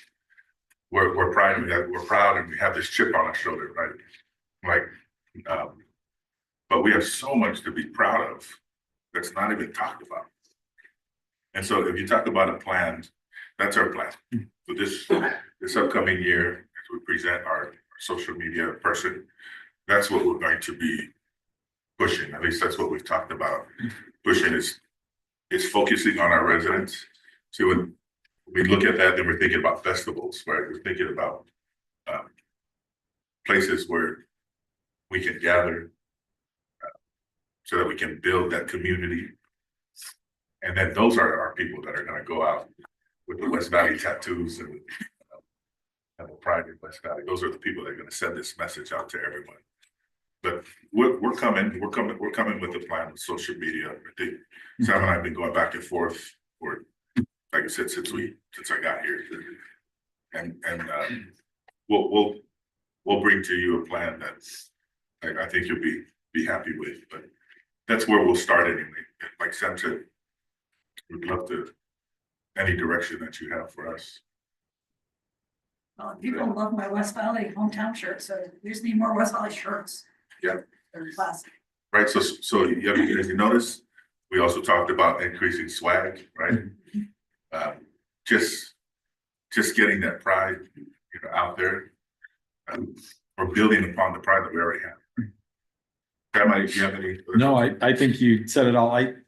Our approach for years was the focus on the outside. What does the holiday dad think of West Valley City? And we worked on that for years, and to various levels of success, I think you could say. I think EPO's direction of we want our residents to be proud of who they are, and that will shine out to the rest of the valley and to the rest of the state, has been a very different change, not a very different change, but there's been a change for us, but a welcome change. And I think there's so much value into it. And now it's us finding the right pathways to really bring out the best in that and to show who we are as a city, which will be recognized by those outside of the city. I truly believe that. But we are, as EPO said too, I am open to any suggestions, any thoughts that you have that you've heard, you've thought about what you've seen work, or things that you don't maybe understand what we're doing. I'm happy to always have those discussions with each of you. And Sam's team talked about, Sam's team is going to look at different cities as well, see cities that may have done it well from social media. He's having his team research, taking a look at it. Yeah, you mentioned about diversity, so I have a story I want to share with you. I came here with the family. They brought me here. I mentioned it yesterday in Portland, Oregon, at LDS family. They have 6 kids and they all. And they adopted and sponsored 7 of us Vietnamese into their family. You know, we didn't know any language, culture, anything at all when we came. But the things we work together, they learn from us. We learn from them. And we became very strong family, with good foundation. Very cohesive family, enriched culture. And I think that the same thing with the city here, we have diversity. Same thing, we to try to do something inclusive. And then we'll have a better society, better community. That's what I want to see. And just to give you a number, there was a question on kind of our social media, how many are we reaching each month? It fluctuates, obviously, but our social media, and thank you, Tom, first of all, thank you for that. We are reaching anywhere between 100 to 200,000 unique individuals through our social media every month. What does that number mean? It means that people are seeing the content that we're pushing out as a city. If it's a story on, I smiled when Tom was talking about ducks and drains. Those have been some of our biggest posts.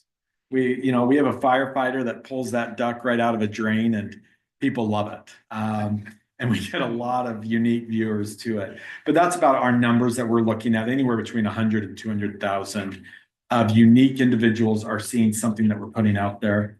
And then about anywhere 35 to 40,000 that visit our website. So those are numbers that are pretty good, but we want them better.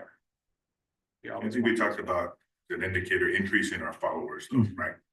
Because when we put something out, we want our residents to come to us for the news. So if the news outlets aren't going to do us any favors, we want to take that power away from them. So when they look at West Valley social media outlets, that's where they're going to go get their news from. So that's something we can control. So as we increase our followers there, again, we take the power away from the media, traditional media outlets. And it's good as just, as you have a generation that's coming up that no longer goes to the media anyway. They get all their news from social media. And so that's who we need to capture. That's what we're trying to, that's what we're, with this social media person that we've talked about bringing in, increasing our social media following so that, they're not focusing on what Fox 13 is saying. They're listening to us, and we get to dictate what we our own story, right? We get to tell our own story. But our news is on it's not on TikTok, it's on Twitter. So especially with police and fire, if we have a high profile incident, that was something that we made an intentional decision that we didn't want the media to be telling our story, especially in a high profile incident. So when we put something out on Twitter, if you're not following our Twitter page, specifically police and fire, we put that out the same time media gets that information. So that if our residents follow us, they're getting it even at the exact same time, if not before they can post it on media. And that's a way that we wanted to be able to tell our story and not have Channel 2 talk about why we were involved in a police shooting or why there was a big fire and what was going on in that. So we use our social media for different reasons, but Twitter X, we use it specifically for ongoing incidences that our residents know at the same time the media finds out about it. See, before you told me that, I never use X at all until you said that incident back in December was on there. So I was just wondering, why not FaceTime or Facebook? Because that's really where I get news. Yeah, so the only challenge with, and I'm happy to meet with each of you. If you're not following our social media, I can sit down. If you don't use it typically, I can show you how to use it. Facebook, there's so many challenges with Facebook. We love it because it gets the word out. It's terrible for real-time updates because it gets you might get buried. it 3 days later. You might get it a few days later. You might get one thing coming up much, on the 5th post, you might get that as the first. If people are seeing it, can be confusing. Okay. We do put our incidences up there, but it's typically as a wrap up, not so much as real-time updates. It's always that line of they change their algorithms, because it's free, they kind of have us over a barrel in many ways where they're not supportive of our efforts to get things corrected too. But we also know it's a great way to reach our residents. We want to use it and use it effectively. We just have different uses for the different social media. Yeah, and that's issues I don't really realize Yeah, until I get a death announcement a week and a half after. yeah. On Facebook, so. And you're totally right, though, that Yeah. in a perfect world, Facebook would be a great way to reach our residents for real-time current events. Which we still use it, just not for a high-profile incident where it's changing quickly. Are there any other questions? Just in terms of image and, this might be sensitive, controversial, I think Tom brought it up once. How unrealistic would be just change the city's name? I mean, I know that would be extremely expensive and probably not attainable, but Especially since Dan just changed all the signs. that, yeah, I mean, everything from swag. You gotta change my tattoos. I mean, my father-in-law thinks that it's a great idea. I mean, we had Best Valley City ready to go, so that is above my pay grade, so. Well, and I can tell you, so. My daughter-in-law's grandfather. He and I were talking one time, he's like, yeah, anytime my kids got kind of arrogant and whatever, I took them out to West Valley and said, do you want to live here? Shut up about your circumstance at home. We can move out here, you know, if you want to be ungrateful about holiday. And I said, oh, that's funny. It's what I used to do in another, I'm not gonna name the neighborhood because I know some staff live there. But I said, I used to drive my child to that neighborhood and said, well, you complain about mom working full time. This is where we'll live if I don't work. And they're like, okay, you can go to work every day. So I don't care if it's Granger. And Granger had a worse reputation than Hunter, but Granger or West Valley, it's the geographic area. And so I think it'll be there. I don't care what our name is. I think what we really need to focus as when people drive into West Valley to come to my business, is what they see coming and going. When they come to Utah first, what they see when they come to the Maverick Center. I think that's what will change our reputation. Because I know people come from West Jordan to either La Casa del Tamal. They come from even Holiday in that to come to Fat Fish, it's the other ones in Bountiful. And I went to that one the other day because people had told me Bountiful's is not as good as West Valley's, and it's true. West Valley's Fat Fish is better than Bountiful, sorry, whoever lives there. But when they're traveling in and out, I think that's where what they see is what will change our reputation. So our roads need to be good, our parks need to be edged properly, look pristine, everything about our facilities needs to be pristine all the time. Agreed, but to go back to Efo's point. We only care about what we think. Yeah, and I agree, I We think don't that's care the great about what focus. others think. Yeah, other people will respect us in what they see of us. And those that live in West Valley or work in West Valley have pride in West Valley. Yeah. Changing the name's gonna hurt that, not help it. Yeah. Unless we get the right naming rights. Oh. Price. For what? For the price. For the price. Oh, Snapple. We would market that so hard. Yeti. Yeti wouldn't even give the hockey team their name, so. I'm Yeah. gonna Mars. I like it.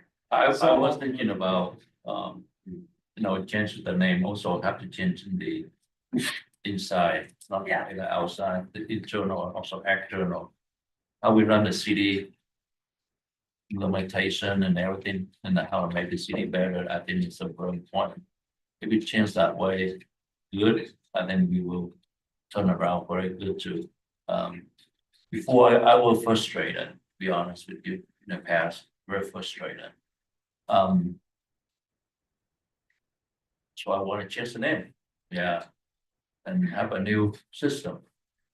It seems like we're doing very good right now. I think things are going very good internally. And I think we can turn things around.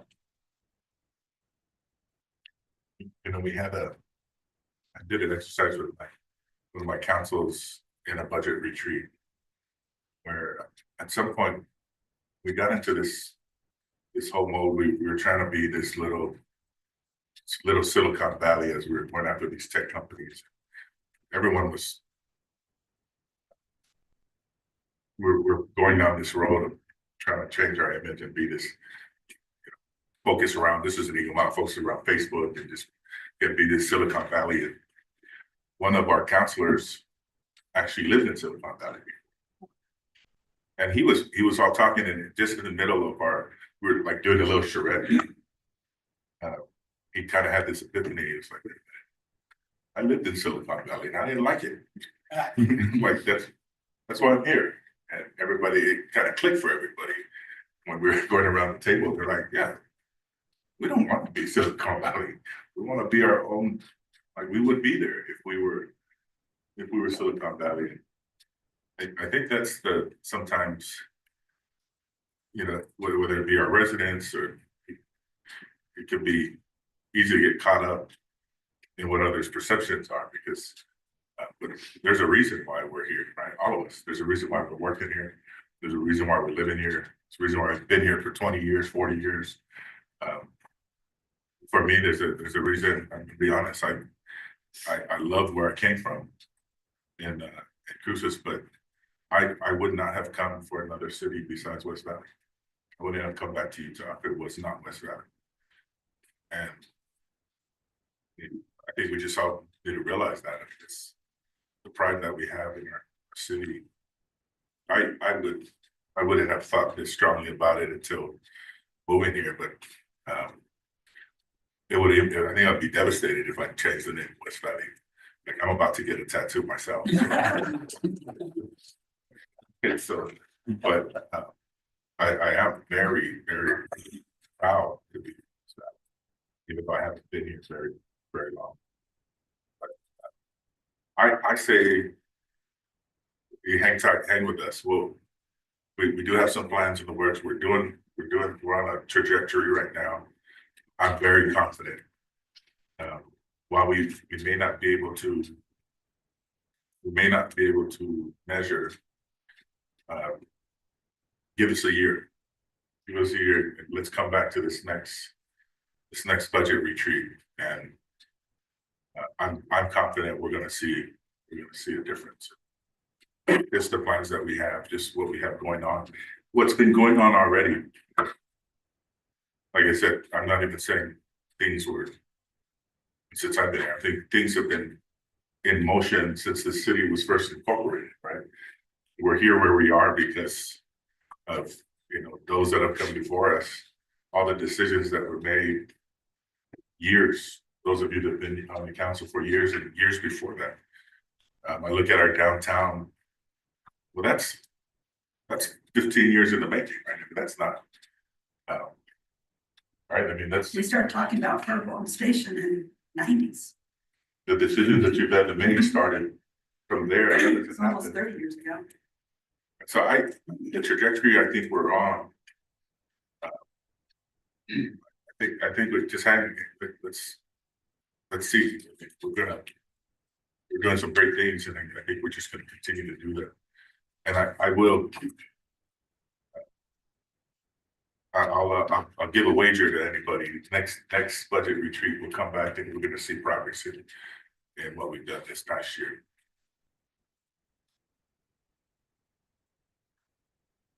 Thank you. There's just some.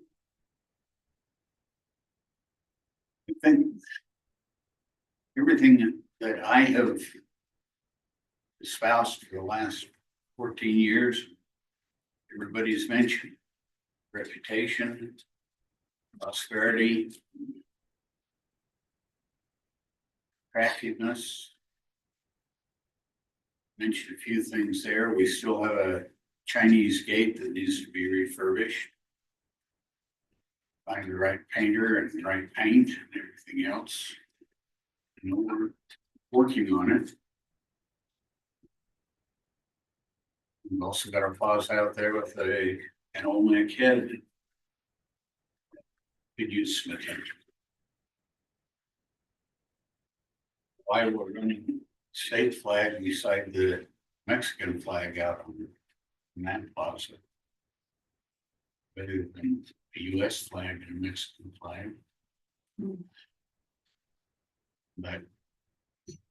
But those are little things that people will notice. I know, you know, my Chinese friends have come back to me and said, we need to get that gate like it should be. And I've told them, come up with some funding and would be happy to. Problem is, most of the ones that helped fund that and help direct that are running out of life, same as all of us, but they're a little closer to the end. And so they're not as active as they used to be. The ones that are in Taiwan are running out of power. They're done some things over there, and so there isn't as much support that way. We get some funding over here. But I think as we build community, we need to look at the whole gamut. We can't take one of the 5 areas and say, okay, that's going to be our theme for this year. We have to do it all together.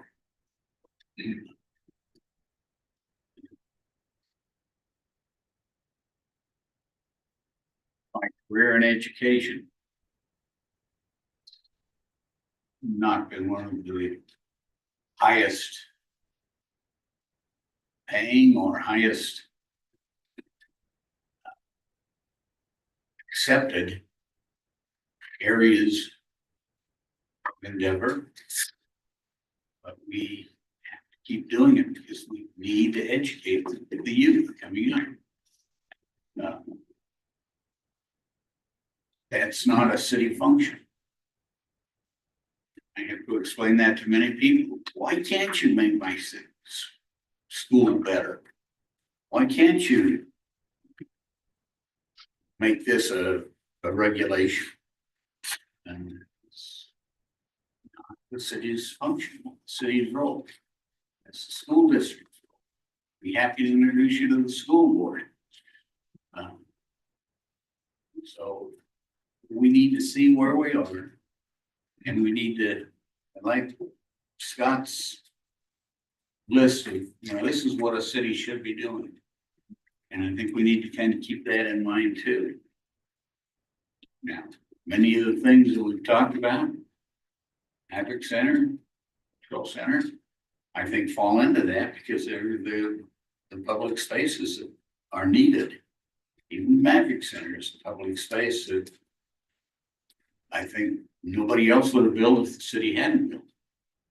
And so that's why the city's kind of working it, keeping track of it, and keeping it going. Somebody else can do it better. And they'll pay us for it. As long as it doesn't hurt our budget, that's fine. So I think, you know, I don't have any specific. We talked about keeping the parks up, talked about keeping the programs going at the senior center. All of which function for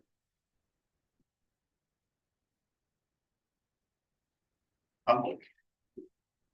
His brother, before he passed away, he attended the Maine Senior Center, which is actually in Kearns. It was closer to him. He lives in West Valley, lives right by Kennedy Junior High. But he could walk to it. And that's why he attended there. But there were a lot of West Valley residents that used that senior center too. So the one that we have, who's center, who's home is well attended and well used by the county, by the city residents. So we need to look at those and focus on them. Look at parks and the attractiveness in that. Many of the parks, trees in those parks have been there for a lot longer than most of us. And we build a new park and we put in saplings and we don't do as well as we think they should. So the park doesn't look good because the saplings haven't grown up enough to be real trees and be recognized. And so we need to remember that too. And there is a progress that we need to do. Thank you. Any comments or Lars? Thank you. I'd like to focus on sustainability, but maybe not sustainability as I usually talk about it. I mean, I do like to talk about energy and pollution and reducing pollution, and remind us that we have a unanimous resolution to be net zero in emissions by 2030. But I want to talk about sustainable neighborhoods and sustainable budget. I'm concerned that our older neighborhoods will decline. And I think we need to make sure that we're investing in the property that the city owns, our roads and sidewalks, and keep them nice, and encourage residents to do the same with their properties.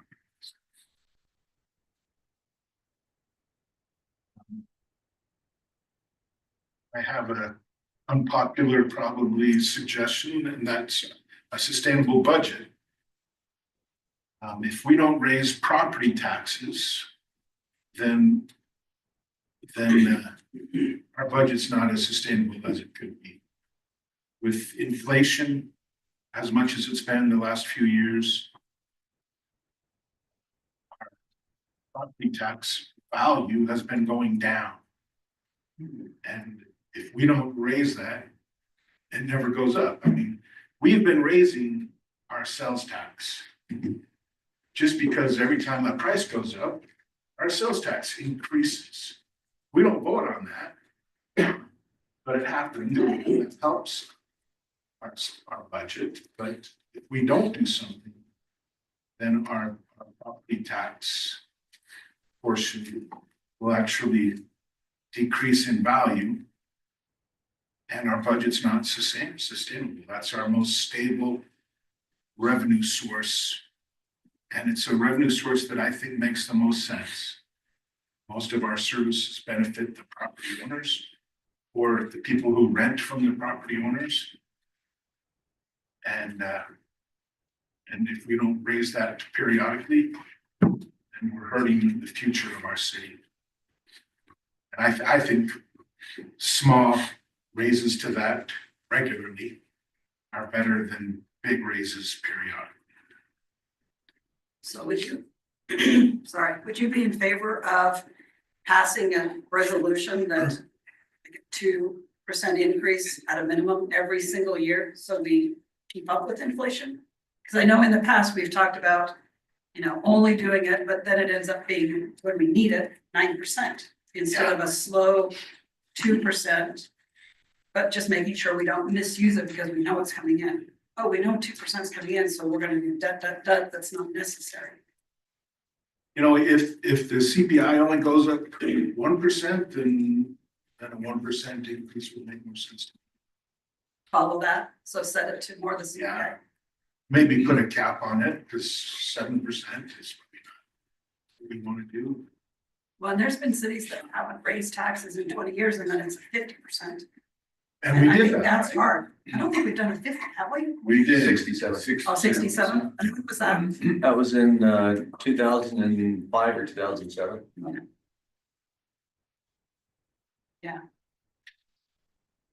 So what's everybody else's opinion on that one?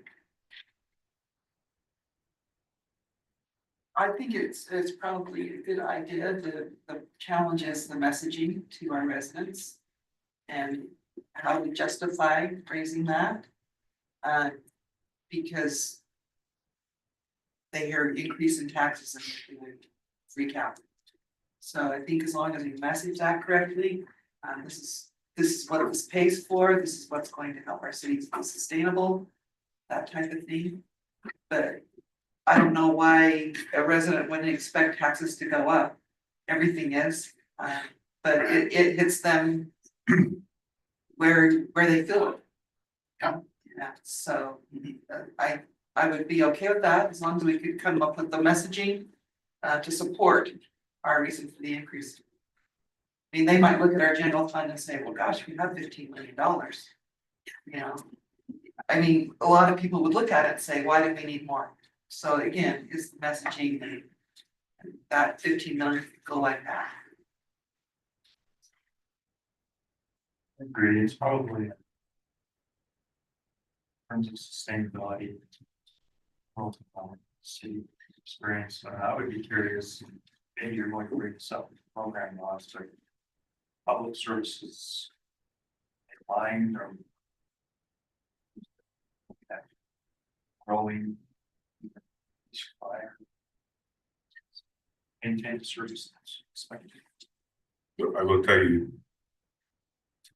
If you add up all the program bonds that's been submitted.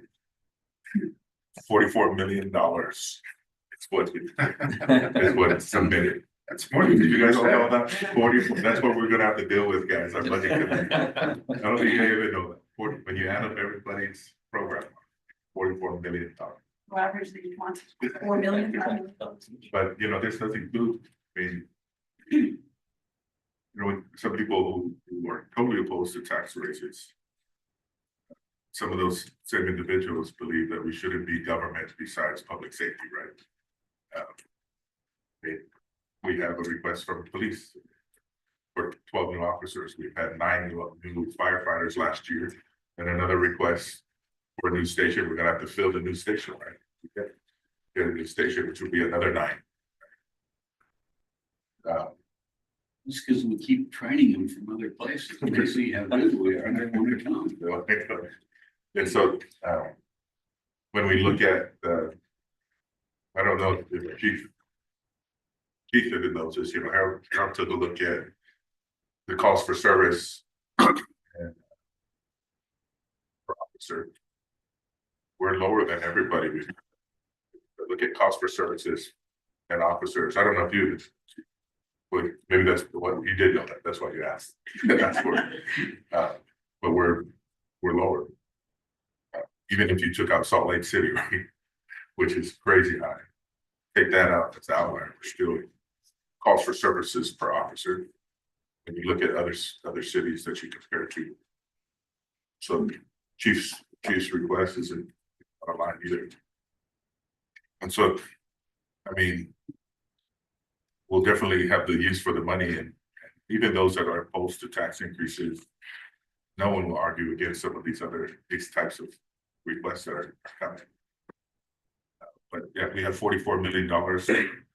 Yeah, some of those are, I've seen some of those that are in there that probably never get funded ever. I won't say which one.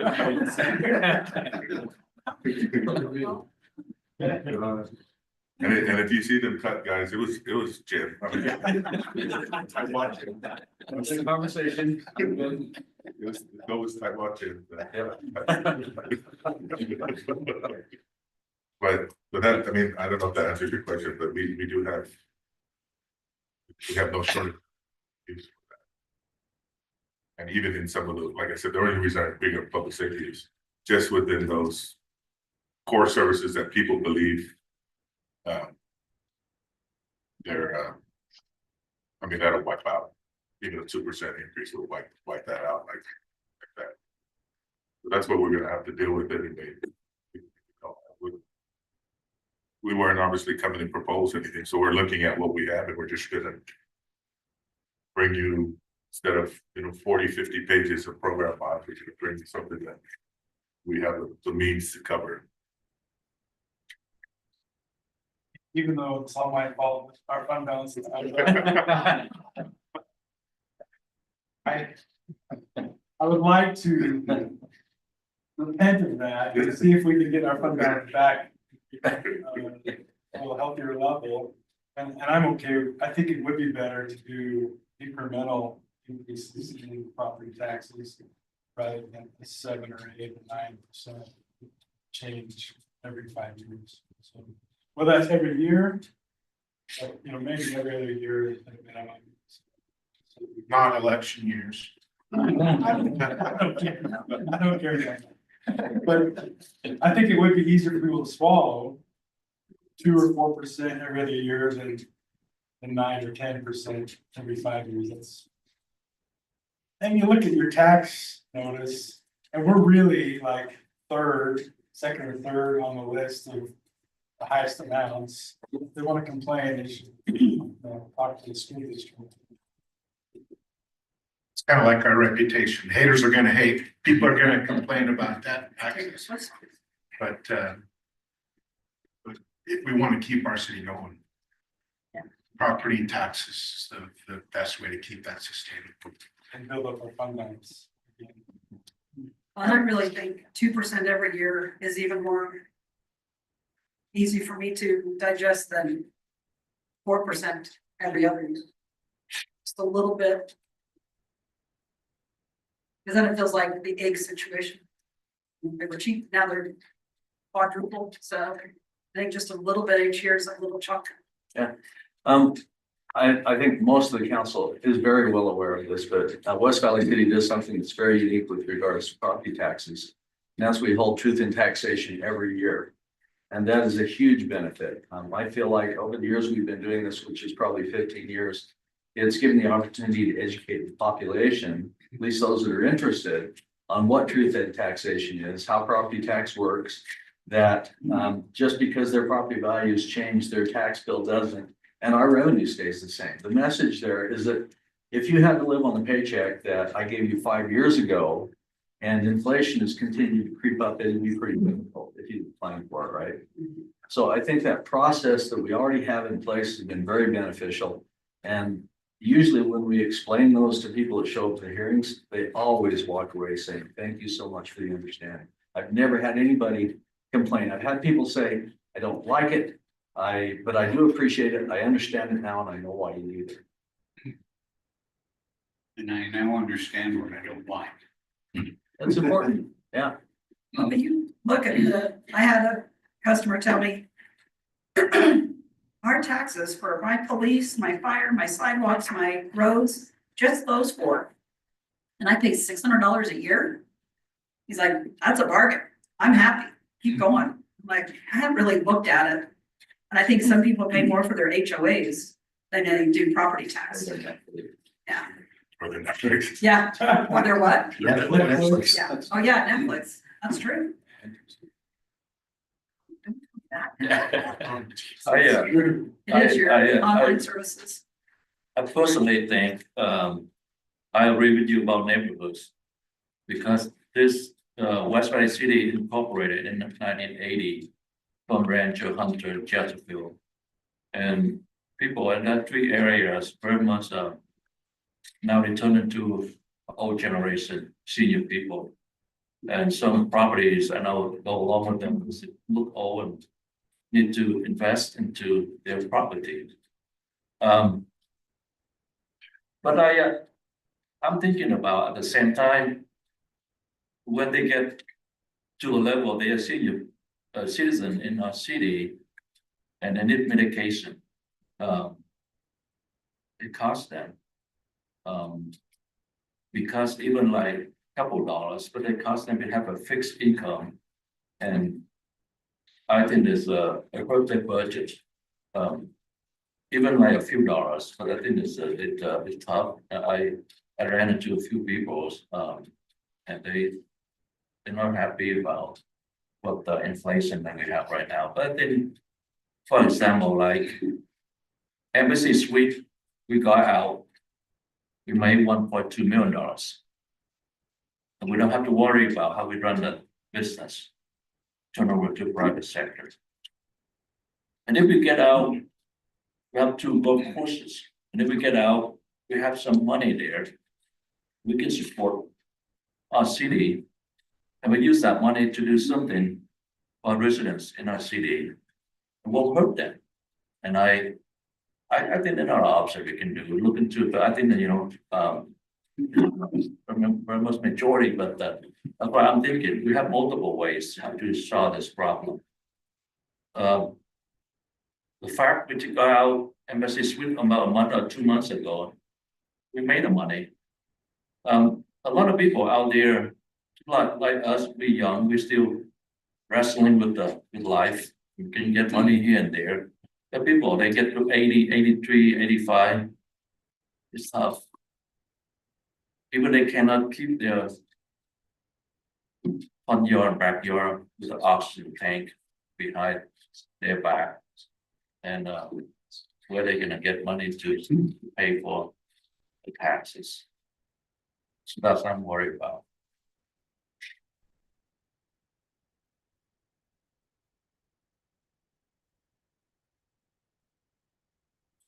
Items. It certainly help. City determine. Want to fund the future. Name it a road improvement or park. But as far as funding operations from a capital, I don't think that's sustainable. It's one-time money. One-time money. And it'll help fund operations for 1, maybe 2 years, and then after that, we're back to. Need the continual cash flow, not just one-time monies. To the point. Yeah, because 1.2 million doesn't really help with operations that much. You see the bigger the budget. But one thing to consider, as we start looking from an economic development standpoint, we start expanding our industrial base, and because that's where you can really help with this. It doesn't help unless you do change the tax rate, right? Because if it doesn't, all it does is just lowers the rate. All we're guaranteed is the same revenue. So if we want to take advantage of having broadening our tax base, it actually is less of a hit to the residents when we do that, right? Because we have more to spread that over. So as we grow that way, the hope is that it helps to manage that a little. The other thing, having a resolution that has that is a bond consultant's dream, right? They used to try to get me to do that all the time. The fact that you're talking about it, pretty council. I mean, that's pretty neat actually. Because I would never be able to in some settings. But our financial consultant, for bond rating purposes, if you have a resolution in place that shows that you do have a restriction that's financially, what's the word? They're willing to adjust the revenue based So- on need. So for bond rating purposes, I think that affects our bond very positive way, our bond rating. Which will save us money on interest payments. It definitely could, yeah, definitely could. But that's one thing that even for like if we were doing bond on a water project, they would try to get us to have something in place that says we will raise rates at a small increment, and we would do it at a certain, because we're not. That's what a concern of bond rating agencies too is the elected body not willing to do it, for political reasons or just because of it's a hard thing with residents.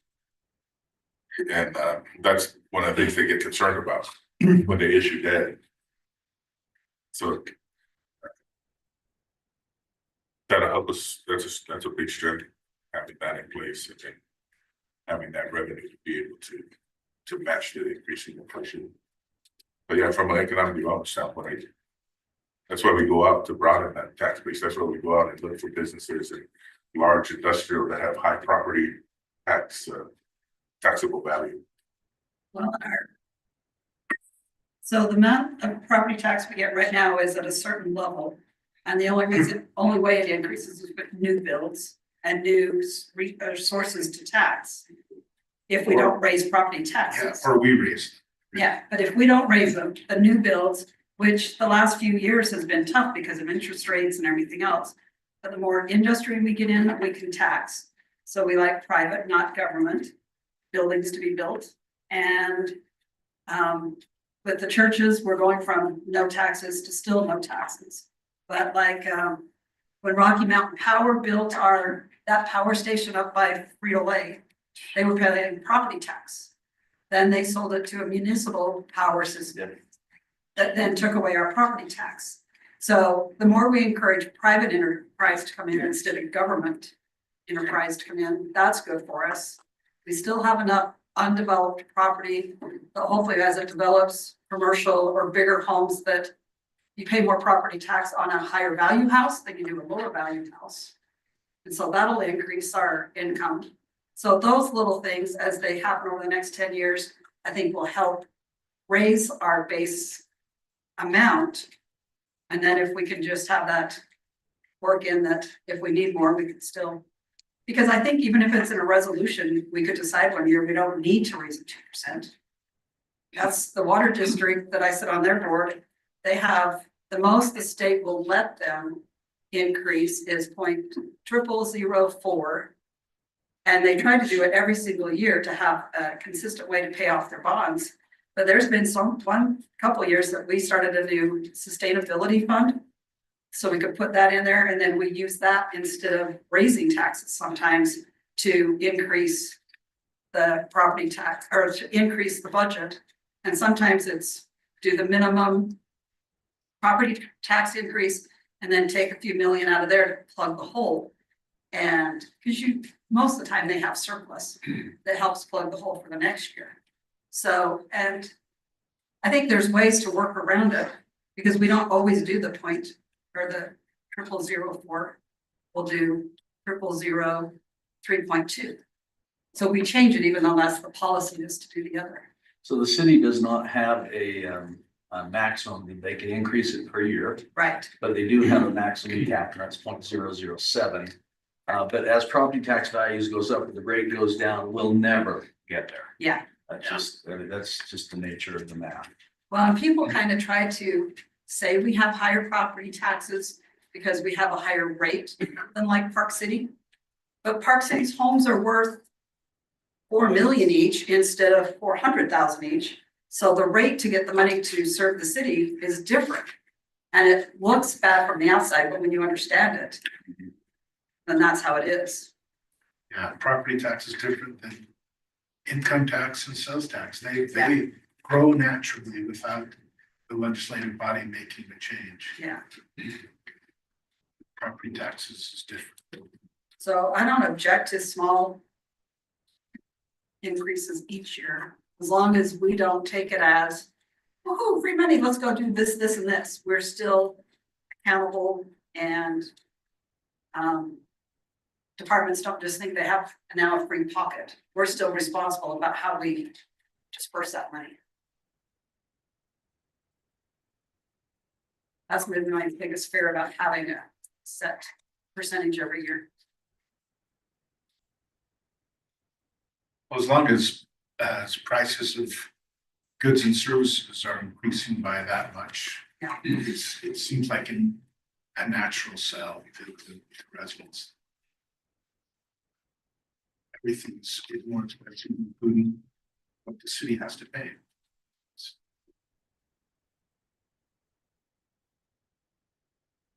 Hey, well, I was really hoping to go around the room like 2 more times. We talk a lot. I talk.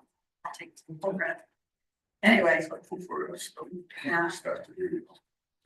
so is there any other subjects? I know. She's just adding. Is there anything else? I mean, we're at the noon mark. I don't know if anybody wants to stay on a little bit longer. Is there any other issues that you think we should hit? You should also rapid fire them. Say what? You could rapid fire them if you, just so that you have it down. So that, yeah, so Not nobody much. really comments on it, just. So any last minute concerns? Let's see what mine are. I think mine can wait for even study session and communications. So. And it was Tom? Hey, Yeah, you have anything real quick? no, just how we can tie all this information into the themes. We have, number 1, 2, 3, 4, and 5 right there. Yeah. So, I don't have anything else. Okay, I think Oh, staff will do that. Okay, yeah, one more about Don. Sister City is that we still, before we had it, I don't know, is that we still want to do that. He brought it up about, Taiwan. So. What's up about it, Don? Both sides. Our side and Taiwan's side. I'm hate to say aged out of it, but the interest isn't there right now, either way governmentally, to really work back together. In Mexico City, Boca del Rio side. That's 5 governments ago we had it. And so the interest just isn't there the same way as it has. One thing that Boca del Rio did point out to us, though, when we were doing it, is they liked us as a sister city because we were close to the ski areas. so when they came to visit. So when they came to visit us, and they could stay in the sister city and still make it to the ski areas without any problem. So that, again, was when they changed their government, they elect a new mayor, they elect a whole new government. Every council member, every staff member even follows that new mayor. So say that was 5 governments ago. I don't think there's the interest there anymore. I don't know that there's an interest from the council now to start the sister city exchange thing back up, but we do need to figure out either to maintain what we have or take down what we have. Get that, figure out how to coordinate them. Yeah. You don't want it looking horribly bad, like we don't care, so Yeah. we need to find a way to have different organizations help restore it. What the residents of West Valley and that Chinese and Taiwanese Yeah. heritage are saying. Let's step They up. want it to look like we forgot. So maintenance there is important for our image too. Yeah. Okay, Scott? Say the rest of that meeting. Will. Okay, Cindy. Good. Okay, Don. And Lars. Yay. Oh, 12:02. Sweet. So anything from staff you want to add? I don't know if anybody has anything. I don't think you really, I mean, hopefully you understand how much we appreciate staff taking all of their time. But it's so helpful, I think, for you to understand where we're coming from and your input, and especially in those breakout sessions yesterday. I mean, we had a lot of really good input from staff in our breakouts. So I personally, and I think the whole council really appreciates you being here and your input. And thanks to the council for taking the time. And the food, thank you. Food was great. So we just have one more motion. Motion to adjourn. All in favor, say aye. Aye.